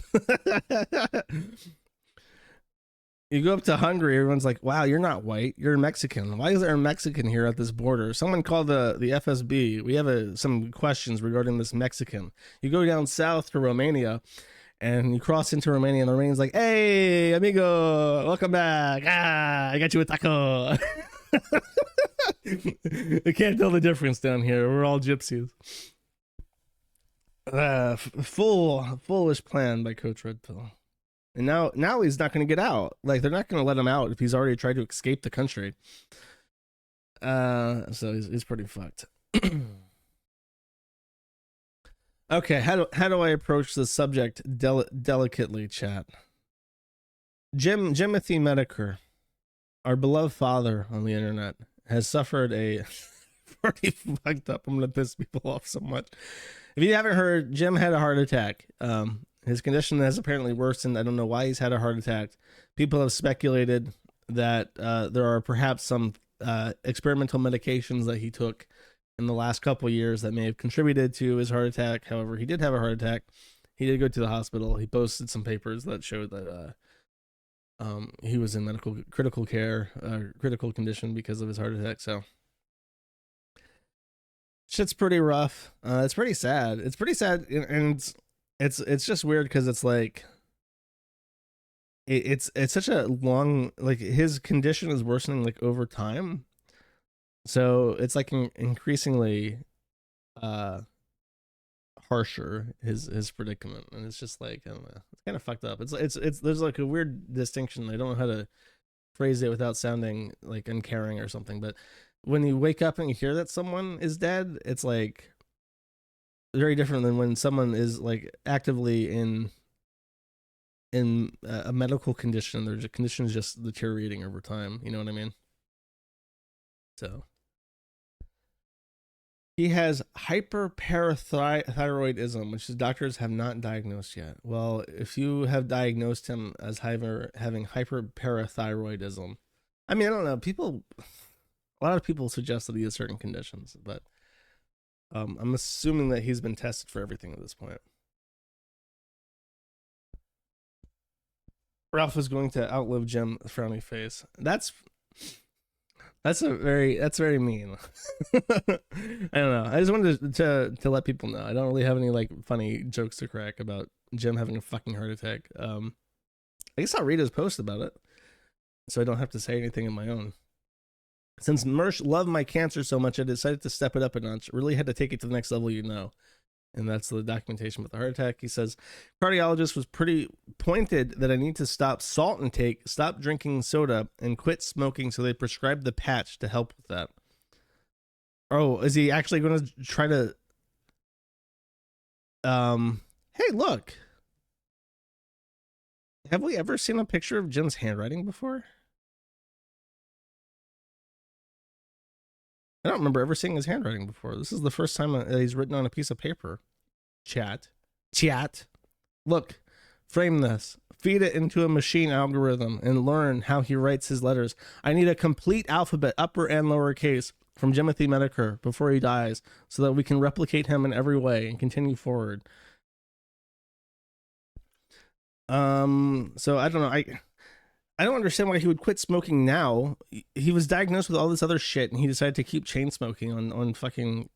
It's so dumb. That's like a really dumb thing. Like, how are you gonna fucking? Why even bother? Like, if you're just gonna kill yourself by smoking when you have a serious condition, like, why even go through the medical process at that point? Just if you're not gonna even bother to quit smoking, like, why waste people's time and shit? There are so many weird things that can come as a result of having like a continuous tar intake into your lungs. Smoking worsens your health in every way, shape, and form, and you're not gonna stop. And it's like, I don't know. It just feels like if you're not gonna make any effort to improve your condition, it feels a little bit insulting to the medical staff that are taking care of you. And that's probably not a. People think it's mean to say, but like, you literally want people to cure your cancer, but you can't stop smoking to give them a chance at maybe your conditioning not worsening. Like, that's frustrating, chat. He says, it's always real. I just found it funny to let Merce and others go on about it. I could have just posted the diagnosis from my medical app, but Merce was so convinced. Health issues on his app. Cutaneous B-cell lymphoma. Hashimoto's thyroiditis. Hypertension. Vertebral artery dissection. Pulmonary nodules. Congenital spinal stenosis of lumbar region. Sensory neural hearing loss of right ear with unrestricted hearing of left ear. Congenital spinal stenosis of lumbar region. Sensory neural... Oh, there's more at the bottom, sorry. Immunoglobulin subclass of deficiency. Long-term current use of systemic steroids. Osteoporosis with current pathological fracture. Why does he have osteoporosis? Nigga, you gotta drink your milk. Nigga, your bones is weak. You need to drink some milk. Maybe that's why he was always into lolcows. He needed that milk for his feeble bones. Inflammatory arthritis and absence of sensation. Oh, I relate with that, chat. I'm numb all over. Ain't even the half of it narrowly avoided kidney stone surgery by being able to pass it than had to deal with 4. I don't want to hear about you peeing out stones, bro. With 4 broken ribs caused by fragility fractures, been a real fun couple of fucking months. Fragility fractures caused by osteo, which was more than likely caused by having to take long-term steroids to deal with autoimmunes. Though the amount of them happening all at once is pure shit luck. And he has to go back in for more stents. They did most acute blockage, which hit 90% and was right-sided. Something about the left side Widowmaker being at 80%. They want me back in with the next few weeks. Yeah, I would definitely suggest not smoking. That would help with the situation. Oh no, Hot Wheels. That's mean. Yeah, his pea stones. Dude, he should sell his kidney stone. If he were to sell his kidney stone, there's at least Brian Dunn would probably shit out like at least $20,000 of medical expenses for a kidney stone of Jim Medicur's. And we'll put that in the museum that we're gonna build. We'll put in my my vodka, some pictures of my potato harvest, a collection of all his handwritings that we've turned into a font. That we've forced Hot Wheels at gunpoint to turn into a digital font so that people can download it. And then we'll make we'll put his kidney stone there in the museum, and then we need to program machine learning to replicate his voice perfectly. And we'll make a VTuber avatar out of his Scout TF2 like faceless thing. And we'll just set this up. We'll just have this all ready to go. We'll buy 14 Branchland Court and we'll turn it into a museum, and we'll have this be an exhibit in one of the rooms. And we'll move it to North Dakota so that I can make that museum a part of the North Dakota economy, and I can set that up and get a bank account. This is my 1,000-year plan to turn the Kiwi Farms into a profitable entity. And what I'm saying is it all starts with Jim Medicur giving me his kidney stones so that I can begin this humble collection into a prosperous museum. Oh, good luck with that. Stop smoking. Stop being a retard. He's so much of a doomer that he doesn't want to take care of himself because he's already, I'm already going to die. And then he finds out that actually you don't want these complications that come with smoking in your condition. Chat. It appears that the hamster has returned to my screen. Hamster, do you have breaking news? I was just about to talk about Ralph, the Ralph segment, chat. Hamster, not chat. I'm not talking to the chat. I was just about to talk about Ralph. Why is the news hamster back? It appears, chat, the hamster has brought Ralph news. Hello, Matt Damon. And therefore, he can be on the screen again. Marjorie Taylor Greene, employed white nationalist collaborator. Lance Smith, 23, of Melissa, Texas, purchased or managed multiple web domains associated with Nick Fuentes and his America First movement, live streams on Fuentes' website Cozy TV under the pseudonym UX, and owns a gaming server for Fuentes fans. While associating himself with Fuentes' wing of white nationalist movement, Smith received $55,000 from Greene's congressional campaign between June 24th in May 1st, according to the Federal Elections Commission. Records reviews by Hate Watch. On one page of the online portfolio, Smith said that he oversaw production of the Representatives podcast and managed the creative direction of her campaign. And why, chat, is this in the Ralph segment? Because UX's docs was released by Ethan Ralph. It even directly credits him, I think, in this article. Hate Watch linked Smith to the UX persona after far-right live streamer and former Fuentes collaborator Ethan Ralph identified Smith as UX and published his full name and phone number, along with the information of 3 other close Fuentes allies in a July 16th series of posts on Telegram. Ralph shared the personal information in his run-up to an event that Fuentes hosted in West Palm Beach, Florida. And then they say that Hate Watch independently verified this. So, the political there are literal real world political implications to sitting congressmen right now, because Nick Fuentes took Ralph into the inner circle of his movement, and then in a shocking turn, sneak dissed Ethan Ralph until he had no choice but to start total Catboy death and declare the imminent destruction of America First, which has resulted in one of the lead gripers, UX, being Docs, who offers a lot of technical assistance to Kozia, apparently, and damaging the credibility of not only himself as a professional, but also of Marjorie Taylor Greene, who, I don't know, I don't feel too bad for, because she declared that my site should be murdered, and that was mean of her, because I didn't do anything, and nobody on the site did anything either.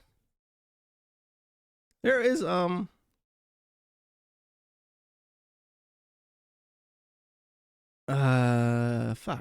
there's a video that I actually wanted to play, and I don't know where it's at.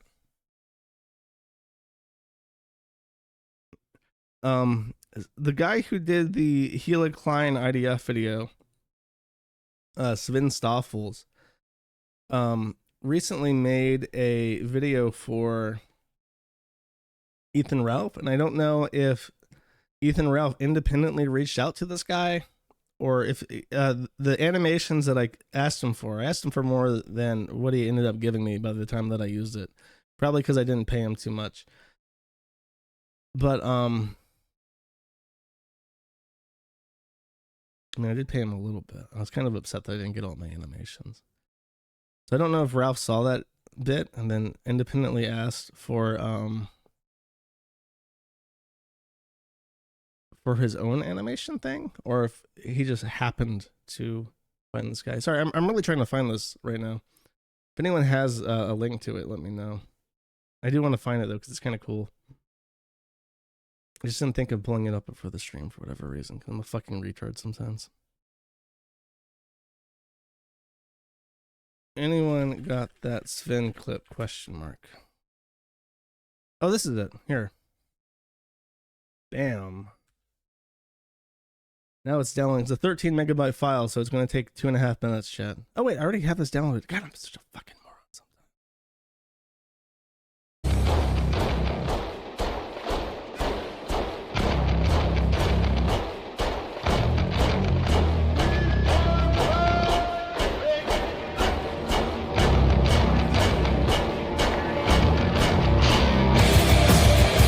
We're gonna burn this fucker to the ground. I promise to God. I promise to God on the lives of my children, Nick Fuentes and America First are going to be destroyed. You understand? I promise to God on the lives of my children and on my own life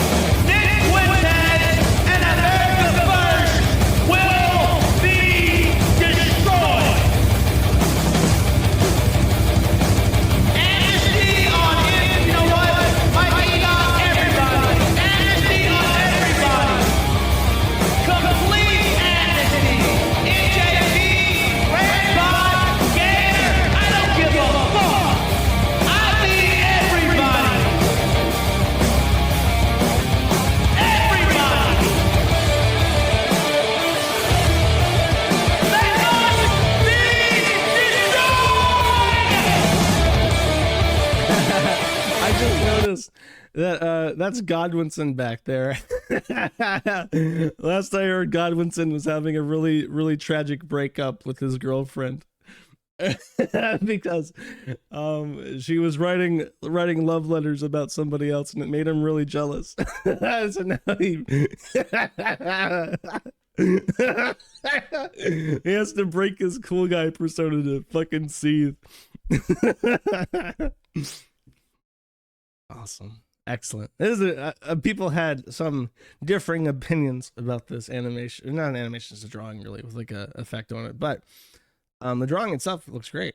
Sven's a great artist. He has a very specific style to it that lends such weight, such emphasis.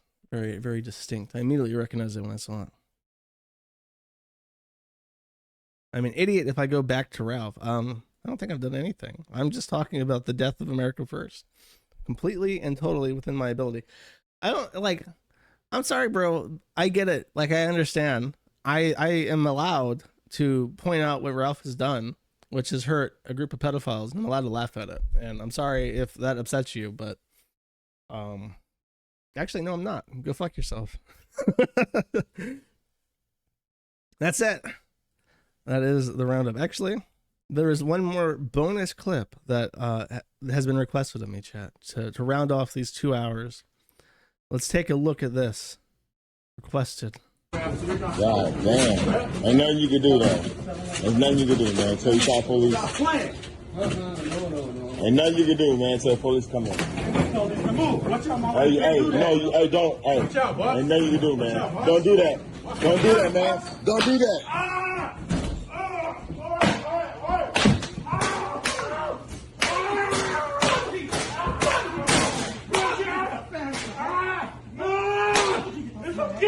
Okay, Brenda.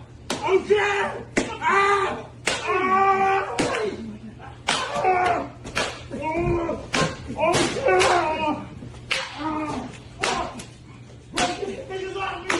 Whooping his ass down.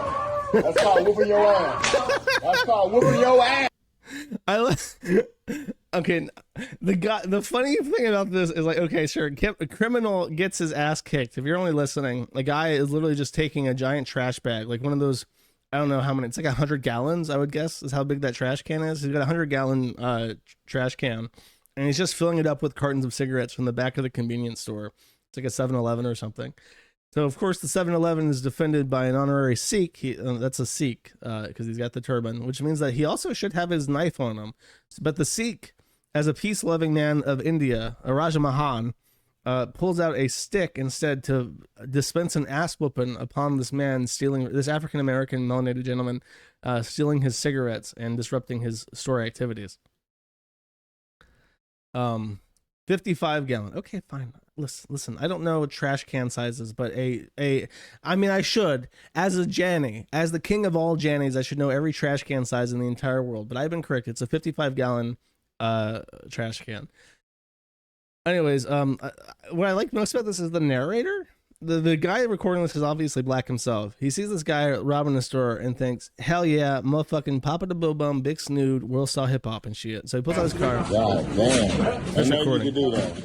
And he's telling, he of course, passively, even if he doesn't realize this, is mentally linked with the other black man. And as the Sikhs ponder what to do about this ongoing robbery of his store, the black man dissuades them from taking action. He says, ain't nothing you can do, man. Ain't nothing you can do except wait for the police to show up. Nothing you can do, man. He just actively tries to dissuade them from doing anything. However, Raj Mahan, Sikh warrior, did not come from a family lineage in the Punjab region of India, fending off the Muslim hordes for centuries so that he could come to the United States, open a 7-Eleven, and then have a melanated man come in and steal his cigarettes. So he has decided to take action. Hey, don't. Hey, ain't nothing you can do, man. Don't do that. Don't do that, man. Don't do that. No, I like this as well. The Sikh very politely, nonchalantly, just walks past the guy robbing a store. And then the other guy holds him up and prevents him. This starts a confrontation. However, the Sikh had very cleverly walked past him to acquire his Negro beating stick and then begins to beat the man stealing his cigarettes with the Negro beating stick that he had stashed away, out of reach, unfortunately, but he did manage to get it for the qualified ass whooping. Now, the black man recording this is having a crisis of conscience. He was formerly telling these men, these young Sikhs, that they could not defend their property. There was nothing they could do, and they should wait for police to arrive. However, upon witnessing this ass whooping and the show of strength by the Indian Giga Chad over here, he suddenly flips and reverses his position and sides himself with the people in the position of power once again. Now that the power has been switched over, he decides that this is actually qualified. He even says,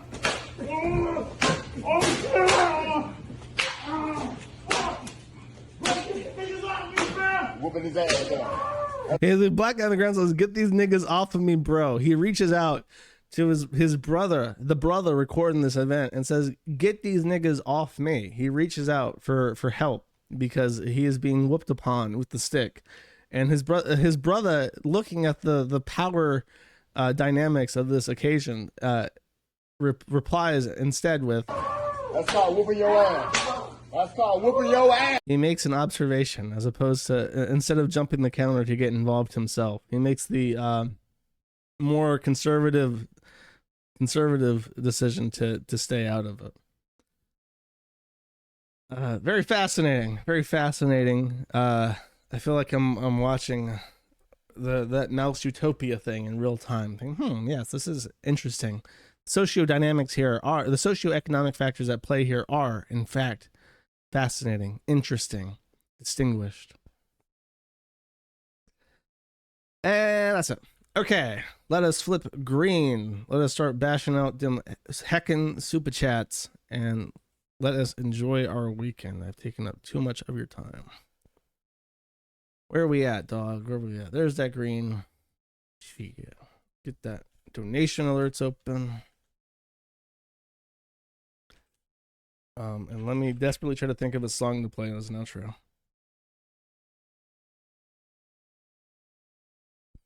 One second.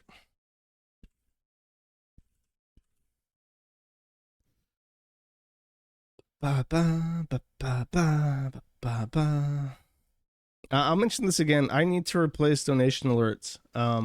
I was using PayPal to receive payments, and now I cannot use PayPal because I was randomly banned from PayPal. So if you know like a alternative to donation alerts that's trustworthy, I'm hesitant to use that Dono chat thing or the power chats because I don't know rules and I don't really trust that. So if you know an alternative, let me know. But if not, what I will do is I will simply disable donation alerts and we'll just stick strictly with Rumble and Odyssey, and I'll figure out some way to deal with that instead. I'll fix my unified chat system thing, and I'll figure out a way to pull the super chats from them into a feed that I can actually read. Because yeah, the donation alert things is a problem now. All right. Not that I'm not thankful or anything. It's just that all their only payout options are PayPal or Russian ruble, and I don't have a Russian bank account or a there's a term for it, the bank accounts that are tied to Russia. I don't have one of those in any of those countries. I don't know how to open them, and because of the sanctions, I'm really afraid to open one because I don't want to accidentally violate a sanction and get fucked with by the Department of State. Irish Pug for 5 says, I just got 2-minute ad on Rumble for those neighbors betting. Those neighbors better be paying you. Also, I just won a $50 Steam gift card. Any game Rex. I do get ad rev. It's like pennies though. I do get it though. Rumble is working out pretty well so far. As for a Steam game for $50, I don't know. I don't play any games. I'm a big fan of all the map games. BattleBit is supposedly fun, but if you like team, like, you know, Battlefield games, but I haven't played a game in a long time, my boy. Everyone in chat, shout out a $50 buy for a gift card on Steam. Help my boy out. Anonymous for 20 says, if you choose not to play this, no hard feelings, keep fighting the good fight, brother. Okay, it's a short. When it's a short, I'm more likely to play it because the chances of it being a huge waste of fucking time is closer to. I regret everything I just said. I will play this for how much? $20. I'll play this for 4 seconds. Can I get a shout out for my friend Josh? He's a farmer. He's a farmer struggling to keep a farm operational. Things are looking up.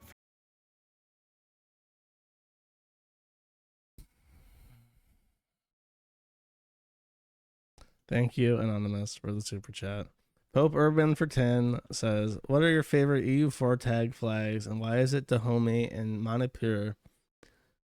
Flags in EU4? Are you, sir, are you in any way implying that this is not the best flag in EU4? Hold up, I'm pulling it up. Give me a second.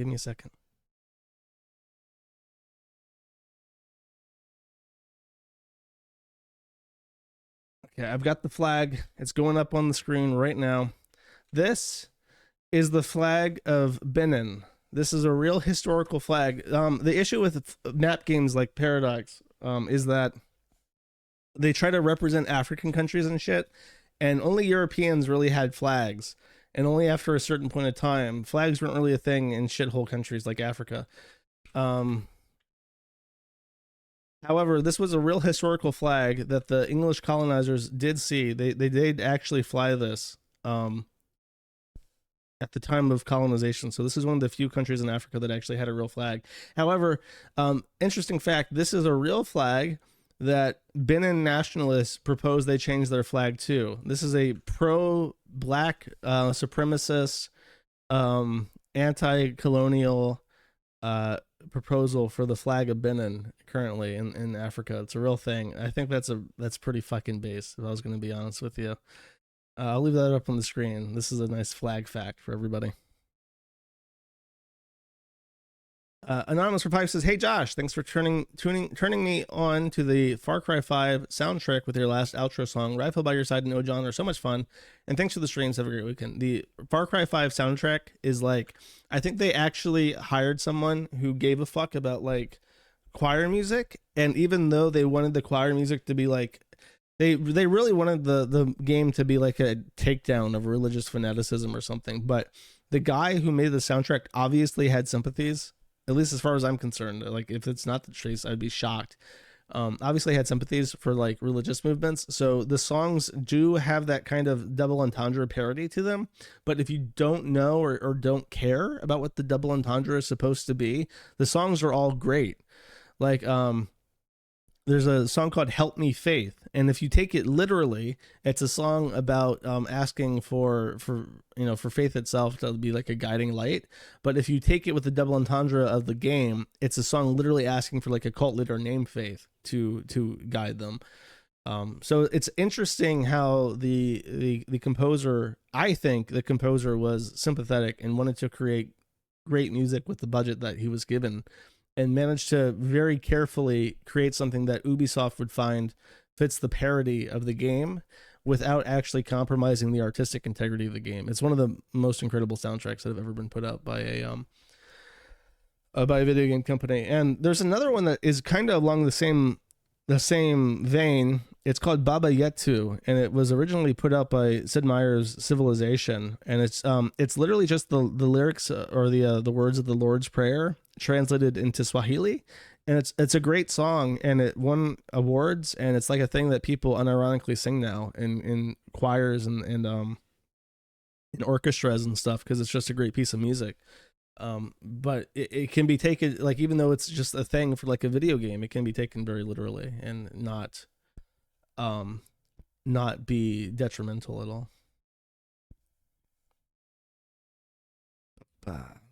Yeah, I'm glad you like it. Michael for 5 says, you inspired me to start growing peppers myself, and they turned out quite well, I think. You don't have to show these on stream if you don't want. Also, any tips for pickling? I have a recipe for pickling somewhere in my email. When I talked about my peppers, someone sent me a recipe for pickling that their Jewish Polish grandmother used, and I have this saved somewhere, And I did actually use it when I pickled my peppers, and it was very good, but I don't have it offhand. Okay, I will show your peppers. A base Kiwi farmer has grown some peppers. I applaud his efforts. His touching of the grass. I should be commended, chat. Great job. Gay Store Ronan for 5 says, amidst wind's whisper, I roam astray, samurai of the till, my past array. Gay Store's legacy, now a fading light, yet there is hope that ignites bright. Rainbow emoji, sword emoji. I've been making ends meet, stealing free condoms from bathrooms and selling them to gay men cruising in the park. I must survive my trial. Did you write that yourself, or did you ask ChatGPT to write you a song about a gay man, Ronan? I feel like this is ChatGPT poetry. I could be wrong. No offense. Good luck. Anonymous for 10 says, my best friend's husband is leaving her for her male coworker. Do the laws of friendship dictate that I harm them or their property? My best friend's husband is leaving her for her male coworker. Yeah, that's pretty rough. Don't do anything illegal. There's no point getting in trouble for this retard shit. This white trash shit.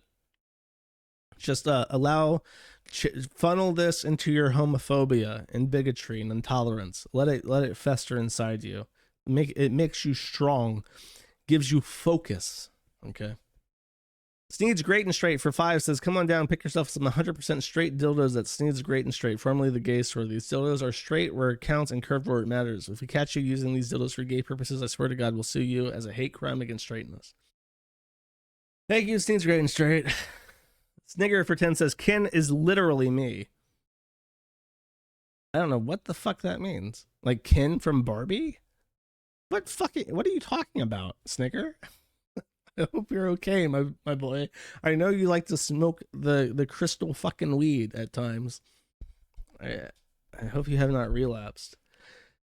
David S877 for 25 says, another useless registered agent suggestion. Have you considered calling gun stores and pawn shops? They're usually heavily armed in dealing with unstable individuals. No, I have not tried that.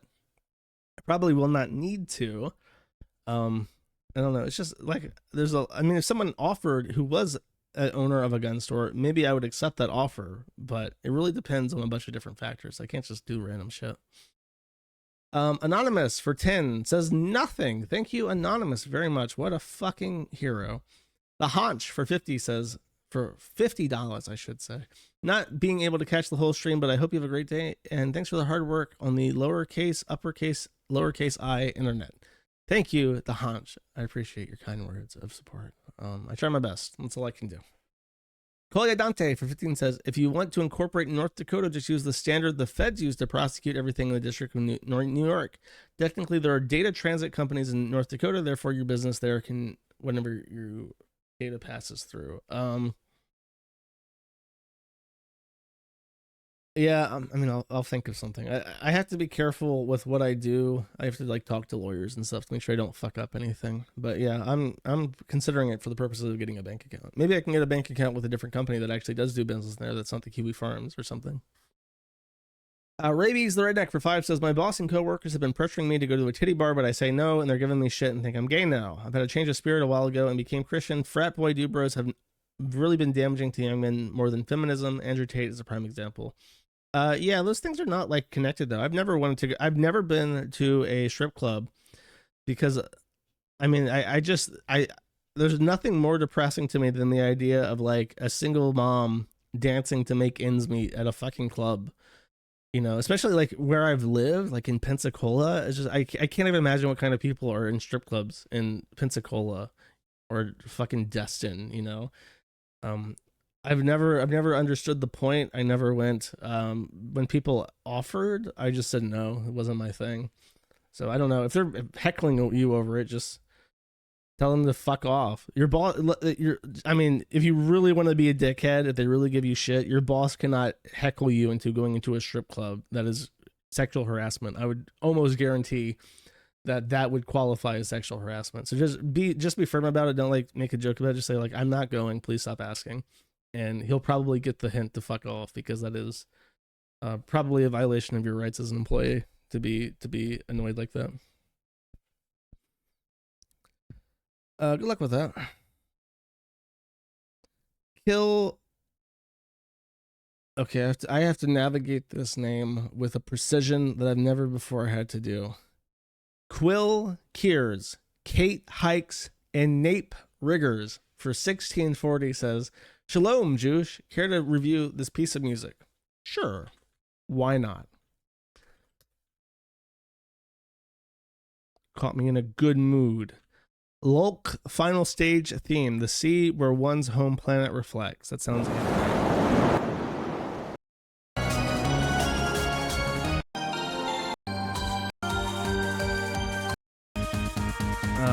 Very generic. It kind of reminds me of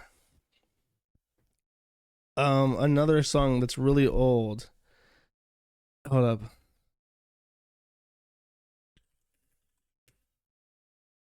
I'm never gonna be able to find this. It's a really it's a really fast pitched song about wishing on a star, and it's about millennia, and it's like time. It's called like Time Is Something. You know what I mean? Time is. Oh man, that's going to drive me crazy. Give me 1 second, then I'll give up. I kept it in a special archive of mine that is gone right now because it's not available through the site. Is it? Oh, it's super generic. There was a old anime. I don't know if it was an anime song. I think it was Japanese, but it was like a kind of that same kind of tune to it, but it was much better. And it was a song about it was a song that's associated with Long Cat. I don't know how else to describe it. I will find the song at some point though. All right. I swear to you, I will find the song. Twinkletard for $100 says, "Hi sir, hope you get the resources you need. All of us retards in chat are here for you. Winds Nocturne. That's it.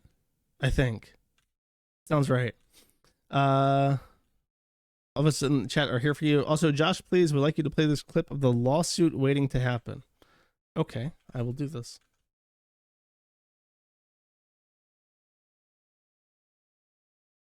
Oh, I already played this clip. Sorry, it's the exact same one. It's the black guy in the story getting beat with a stick. I already played it. I gave my commentary. It's very insightful. Sorry you didn't get your money's worth because I already was going to play that. Hopefully you don't feel swindled. Thank you, though. Roxanne Wolf via FedNow for 5 says, "Bark Bark, your guest starring on Heterodorks was a treat to listen to. It's great to see you putting yourself out there. Somewhat related, have you ever heard of Benjamin A. Boyce? He makes very thought-provoking podcasts with his guests and make good for listening. Wink, wink, nudge, nudge." No, I have not.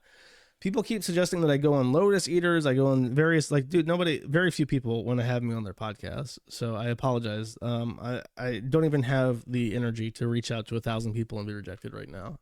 If people want to demand that I show up on the podcast, I'd probably be better than, me doing cold calling and shit. Rabies the Redneck said, "Some music suggestions. If you don't want to play them, I understand, though. You promise you haven't heard them before." This is Rebel Sun, Redneck Piece of White Trash. I will play like a second of this, my dude.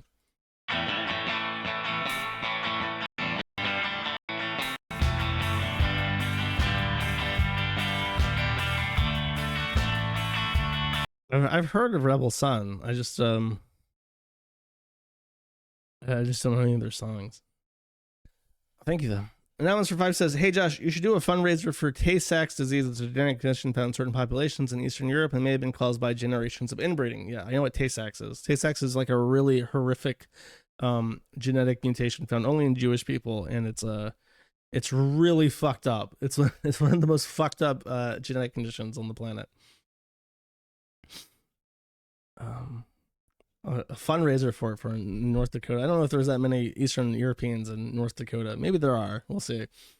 Osmium for 5 says, "It seems like Sticks and Hammer Faggot, aka Tarl Tard, overheard your comment on him last week and went on a copium tirade about how Tor is trash and did not even want to address the fragility or weakness of new tech platforms that he pointed out. Seems like copium from a grifter to me. He's a pure grifter. I don't even know why he denies it. Just say yes.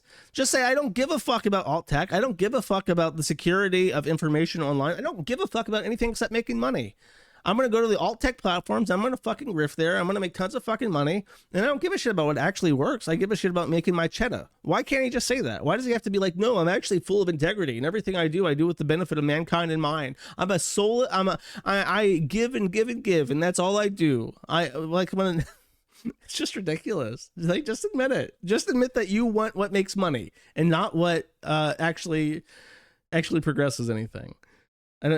Or at the very least, if you're not going to admit it, don't get offended when people call you a grifter. Like, what do you mean I'm a grifter? All I do is grift, and I don't promote things that are decentralized and actually have a potential for long-term use and purpose on the internet. But but to call me a grifter just because all I do is grift, that's like offensive. Like, don't take offense to something that you are, retard. Grifting hammer, that's right, boy. Doug Dimmadome for 547 says, I cannot wait for the Dutch to rise up and reclaim South Africa. We could fix our housing issue instantly by bombing those shitty mud huts and build bungalow parks. I fucking hate joggers. Jesus fuck. Move out of South Africa, bro. You're fucked. You're gonna die. They're gonna kill you. You're literally in a black man's anarchistic state where they rape and murder all the women and children there. Get the fuck out. Phimosis Jones for 20 says, in the coming years, Christians must unite in order to survive. The Antichrist lives within the elites of the Western civilization who practice and spread sodomy and child sacrifices marked as progressive policies such as gay rights and abortions. May God forgive us. And then he linked a YouTube link, but the actual URL was cut off. I mean, yeah, probably. There's that Ringlestar video that he did about starting his own church because he was a Seventh-day Adventist and he got really pissed off because they became like pro-tranny or something. So chances are no organized religion can survive the progressive tide. You're just going to have to do your own thing and meet like-minded people in real life. You can't make a church anymore. I believe that the whole idea of a church comes from one passage that says, like, wherever two people meet in my name, I am there. So literally, as long as there's two people on the planet that are together in the name of God, quote unquote, that is a church. That is the very foundation of a church. So you really don't need a massive organization to represent a church. Osmium for 5 says, did you see the tard wrangling of Vito the Pedo on Racket's drunk stream? One of his A-logs, Alyssa, recorded such a moment. One of his guests named Mike was attempting to strangle the Dick Masterson orbiter with his words on stream. Mike should have used a wood chipper for such creepy pedos like Vito. I did not see that. I would love to see that. And that's one of Alyssa's clips. That's going to be the first thing I watch after this stream. Thank you for letting me know. Anonymous for 5 says, conspiracy theory, considering the amount of people not returning your mails, how likely is it that some troons working at some company responsible for a widely used anti-spam filtered your specific email addresses? I've never received return emails. If an email is rejected, you still get a return email. So I don't think that's the case. I think people are just afraid. Bob Ferguson for 20 says, what are you going to do more gaming streams? Even though a lot of work on your plate, it's important to have some fun too. YouTube video. Let's see what this is. I'll probably stream in October if I can. No promises though. And then paid for it for him and gave it to him. Oh, please stop. I remember this. This was funny.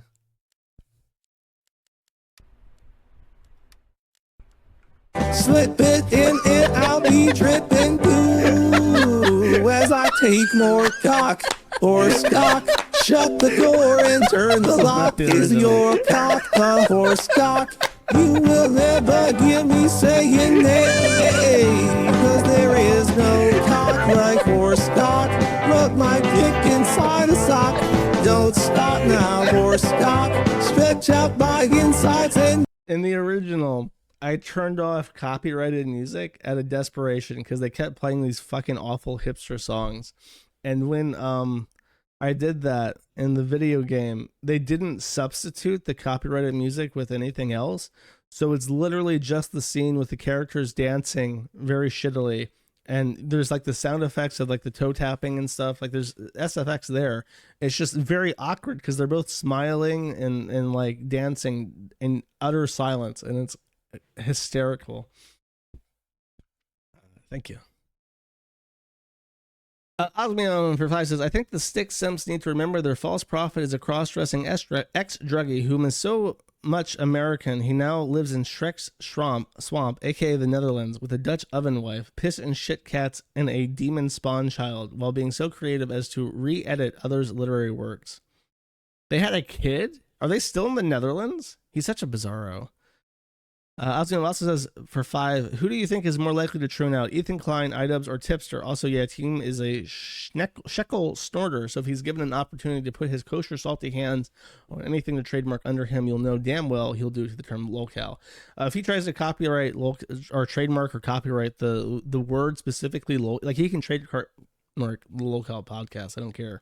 If he tries to trademark the word locale itself, when trademarks go through, there's like a 6-month period for comment, and I will absolutely 100% direct people to bully the fuck out of Keemstar to the Federal Trademark Commission. That'll 100% happen for sure. I swear to you, I promise I will. Mr. Man for 2187 says, stop being so base and agreeable. No, never. I will never stop. Thank you very much, though. Research purposes mostly for Pipe says the Groypers are running an op to smear Yoba as a pedo. It's transparent and unconvincing, but if his heinous tactic were to work, that would be another predator that Nick knowingly welcomed and sheltered until that pedo was ousted for calling out the pedo Ali Akbar. These kids are retarded, bro. Yeah, completely fucking retarded.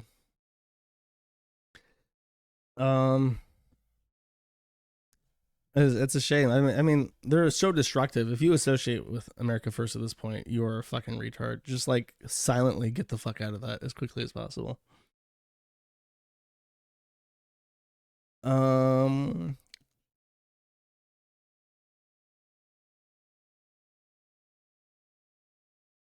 Osmium again for 5 says, of the Kiwi farmers, Jersh, how many do you suspect are true Pooner infiltrators that finagle their way to scan the forum, then run back reports of their own garbage puke burp?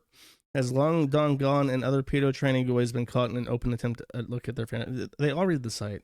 You don't need an account because you're not going to become a moderator unless I've known you for like 5 years. Yeah, no, they just read the site and then they complain about it on Twitter. They've been doing that for literally as long as the site's been around. Bonifa Motifa Sharifa Jackson for 5 says, are you telling me that Pat Tomlinson cracker can swing at a cop and not get his ass beat? If they did that, they'd whoop my ass. Look like that white privilege at work again. Shit. That's true. That's true, man. If that was George Floyd, shit, they would have been up on him, would put that knee right into their neck, and he wouldn't be able, he couldn't breathe. He'd be saying, I can't breathe, and the police would be like, fuck, man, I don't give a shit. Fuck you, bitch. And then he die. Only white man gets to swing at a police officer and walk away from it. Thank you. Next for 10 says, so what the anime avatar voice sounds like that fucking Asahi Linux thing. Oh, that is what the anime avatar voice sounds like. Yes, he sounds like a clown. Because he's a clown. He's a Mexican clown. He dances around like cucaracha. Say, no, really, abused dead. Adios mío. Godzilla Lyric and Dissident Journalist for 5 says, oh boy, here I go submitting my identification and travel papers to a wartime border checkpoint. Hope they haven't issued a warrant for me yet. Wish me luck, guys. Good luck, Lyra. If I don't hear from you in 12 hours, I'll assume you're dead and being tortured by Ukrainians again. Lyra's Logical Lapse for $10 says, looks like CRP did not realize he can schedule tweet instead of announcing his fugitive plans ahead of time. I'm sure the strategic war analysis took it into account. Actually, you can only schedule tweets if you have Twitter Blue. So he did schedule his YouTube videos so that they would come out strategically, but he announced in real time on Twitter when he was approaching the border. It's because he was too cheap to buy Twitter Blue. He couldn't schedule his tweets. If he had scheduled both his tweets and his videos, he would have had a better chance of getting through. Fun. Coach died for $8. That's right. Many such cases. Icy Weenus for 5 says, when's the next person stream? We are overdue for one. Oh, bro, fuck off. Also, someone should make a Josh cover of Rebecca Black's Friday. That would be pretty funny. I'll do the stream when I can do the stream. Come the fuck on. Death Corpse of Sneed for 5 says, you still plan to flash Graphene OS on a phone? Rossman said that he uninstalled the OS because he didn't trust the former lead dev. I used the OS myself, and I felt that reaction was a bit much. And again, I have not reviewed the code. I'm not sure how much the open source code gets audited. Use Lineage OS instead of Graphene now, just in case. Osmium again for 5 says, something about VTubers makes me laugh because it's literally a bunch of dudes with voice changers or middle-aged life crisis women that carry around an army of pay pigs, with most having milquetoast level takes and school shooter memes aplenty, aka Pippa. What are your thoughts on them? Wow, what are my thoughts on VTubers, bro? God, I've never spoken about VTubers ever. I've never said really disparaging things about them. I would love to talk more about VTubers. Tis the happy for 5 says, it's been bothering me. What's a broccoli boy? Broccoli boy is a guy that has that stupid ass gay perm that all the young men have. That's like an 80s perm. It should have died in the fucking 80s. It's hideous. And it's only there because people want to look more black, I think. Snigger for 5 says, this was supposed to be attached YouTube video. Okay, let's take a look. You know what the price is, but because you're my Snigger, I will play it.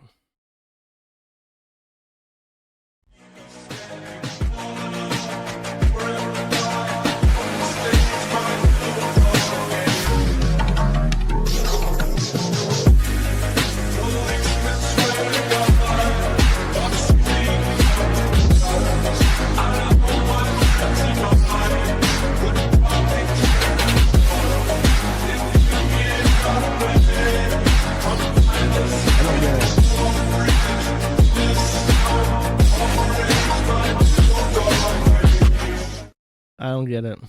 I'm sorry. I just don't get it. I've seen this before. I still don't get it. I don't know if that was like in the movie or what. I don't know what the point is. I do not understand the artistic intent of that scene.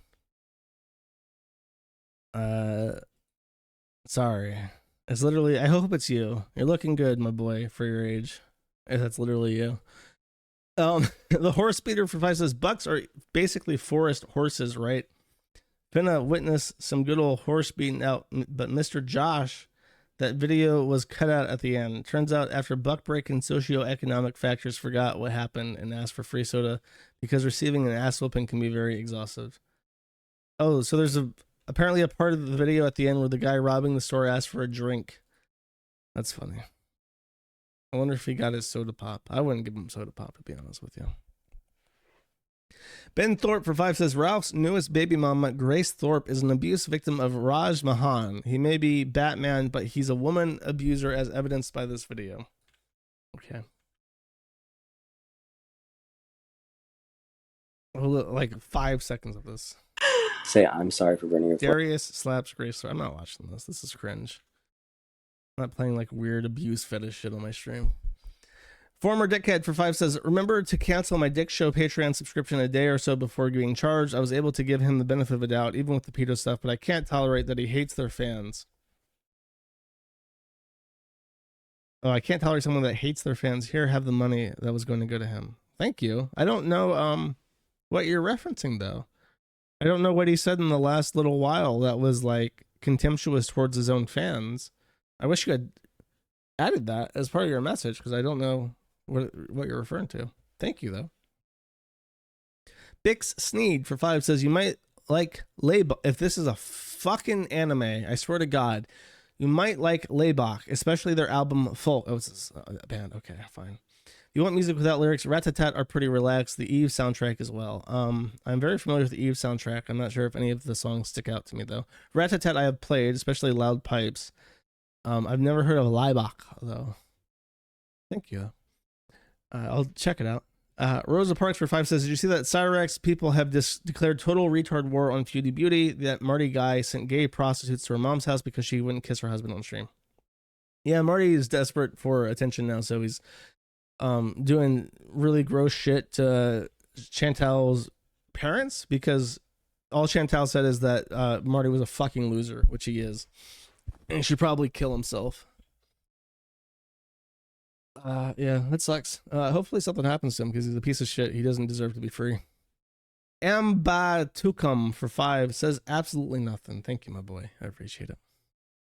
I know what you're doing. I thought that name was familiar, but I can't remember what it was. Okay, let's look at Rumble real quick. Haramburger for one says, do not super chat Tuesday since you paid donation alerts money was locked. Behold, as I shed a single $1 on your unwilling throat as punishment for making me learn to rumble. Dance monkey dance. Thanks, bro. Joe K84 for 10 says, happy Friday, Josh. Have some rumble shekels. Thank you. Appreciate it.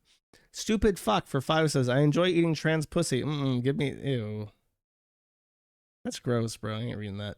Longboarder 241 for 5 says, rest in peace, Tater Tot. He will be missed. Then there's a link to a Catbox file, which is a... Oh, that's too sad. It's an injured kitten that I don't want to put on screen. If that's a real dead cat, that's fucked up, man. You know, Oddest Need... James Boone for 15 says, happy pizza day, Big Eye Internet Man. Thank you very much. Appreciate it. And Dot for 10 says, it's really unfortunate that autists have negative resistance to Troon status debuff. It is sad. I don't know what the fuck it is. I don't know why it disproportionately affects autistic people. But that is a real thing. Okay, give me 1 nanosecond. Count to 1 nanosecond as I desperately attempt to find something real quick on extremely short notice. I'm literally going to pull up the Kiwi Farms file server to try and hunt down a song. And if I fail to find it within that 1 nanosecond, then I'm just going to have to give up, I guess. Fuck, man. Oh, I remember. It just came to me.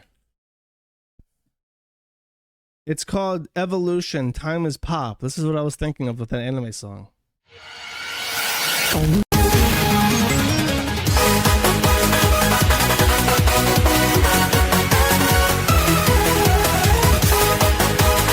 That's a good song. I ain't no Tuhu shit. That's that doody doot stuff that gets your blood pumping, thinking, yeah, time is in fact pop.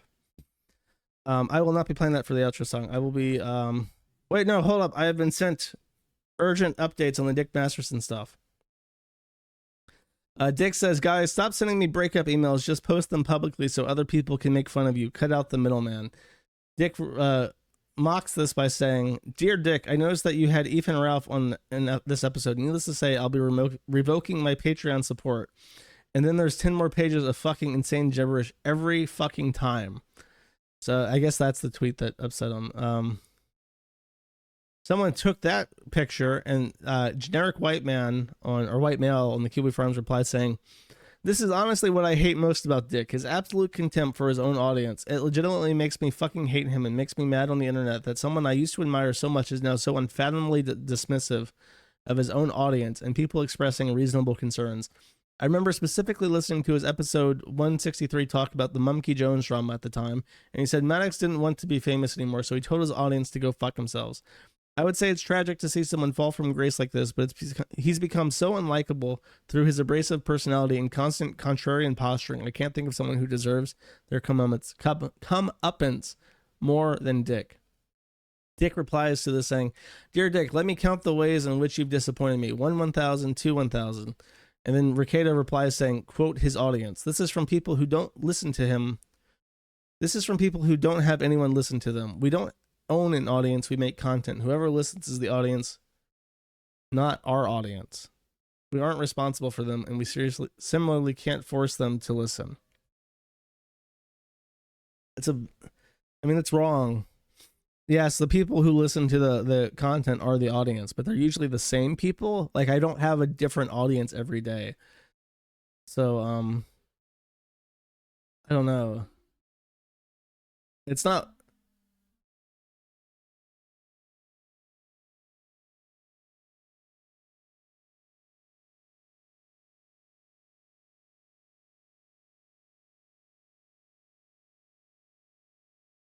There's a really weird sound that I keep hearing, and it may be rats in my wall. It may be a man who lives in my walls. It's, but there's something. It may be a tranny that's crawling around in my attic. I will have to hunt him down with Raid Pest Control. Sorry, no, what I was saying is that it's stupid to shit on your own audience because they're the ones that support you. That's obvious to everyone. It was obvious to Dick. It was obvious to Arcada, but they're upset that their audience is criticizing them for their behavior. So the audience is wrong, and the audience never fucking mattered to begin with. And it's stupid. It will bite them in the ass, and it will happen probably sooner rather than later. Okay. I have a Josh Core song that I will play. I picked one at random. I actually have a bunch saved. And this is the one that I picked. So get ready. It's a good one. I hope you enjoy. And I'll see you guys on Tuesday. Bye-bye.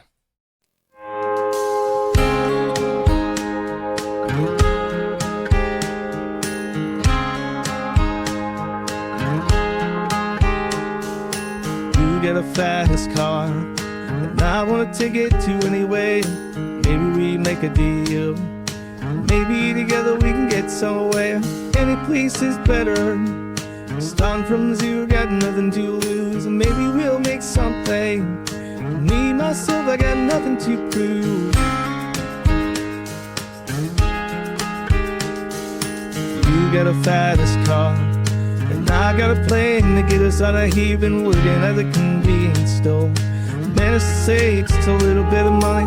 Don't have to drive too far, just to cross some border and into the city. And you and I can both get jobs, flying to see what it means to be living. See, my old man's got a problem.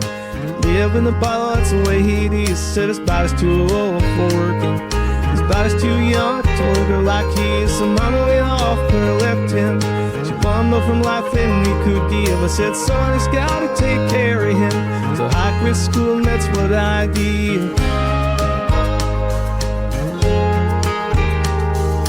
You got a fast car. Is it fast enough so we can fly away? Still gotta make a decision. Leave tonight or leave it die this way. So I remember when we were driving in your car. Speed so fast I felt like I was drunk. Clear lights lay out before us, and your arm felt nice wrapped around my shoulder. And I had a feeling that I belonged. I had a feeling I could be somewhere, be somewhere, be somewhere. And you got a fast car. We go cruising, entertain ourselves. Still ain't got a job. So I work in the market as a checkout girl. I know things will get better. You'll find a work and I'll get promoted and be without a shelter. Buy a bigger house, live in the suburbs. So I remember when we were driving in your car. Speed too fast to feel like I was drunk. City lights lay out before us, and your arm felt nice wrapped around my shoulder. And I had a feeling that I belonged. I had a feeling I could be someone, be someone, be someone.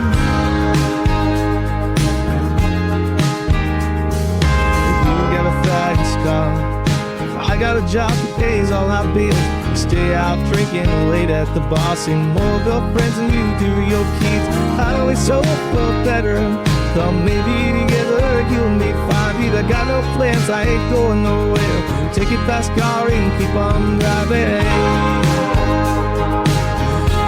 So I remember when you were driving in your car. Speed so fast I felt like I was gone. City lights lay out before us, and your arm felt nice wrapped around my shoulder. And I had a feeling that I belonged. I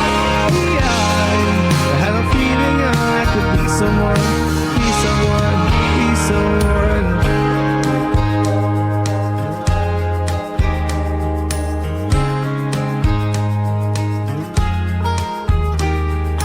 You got a fast car. Is it fast enough so we can fly away? Still gotta make a decision. Leave tonight or let it die this way.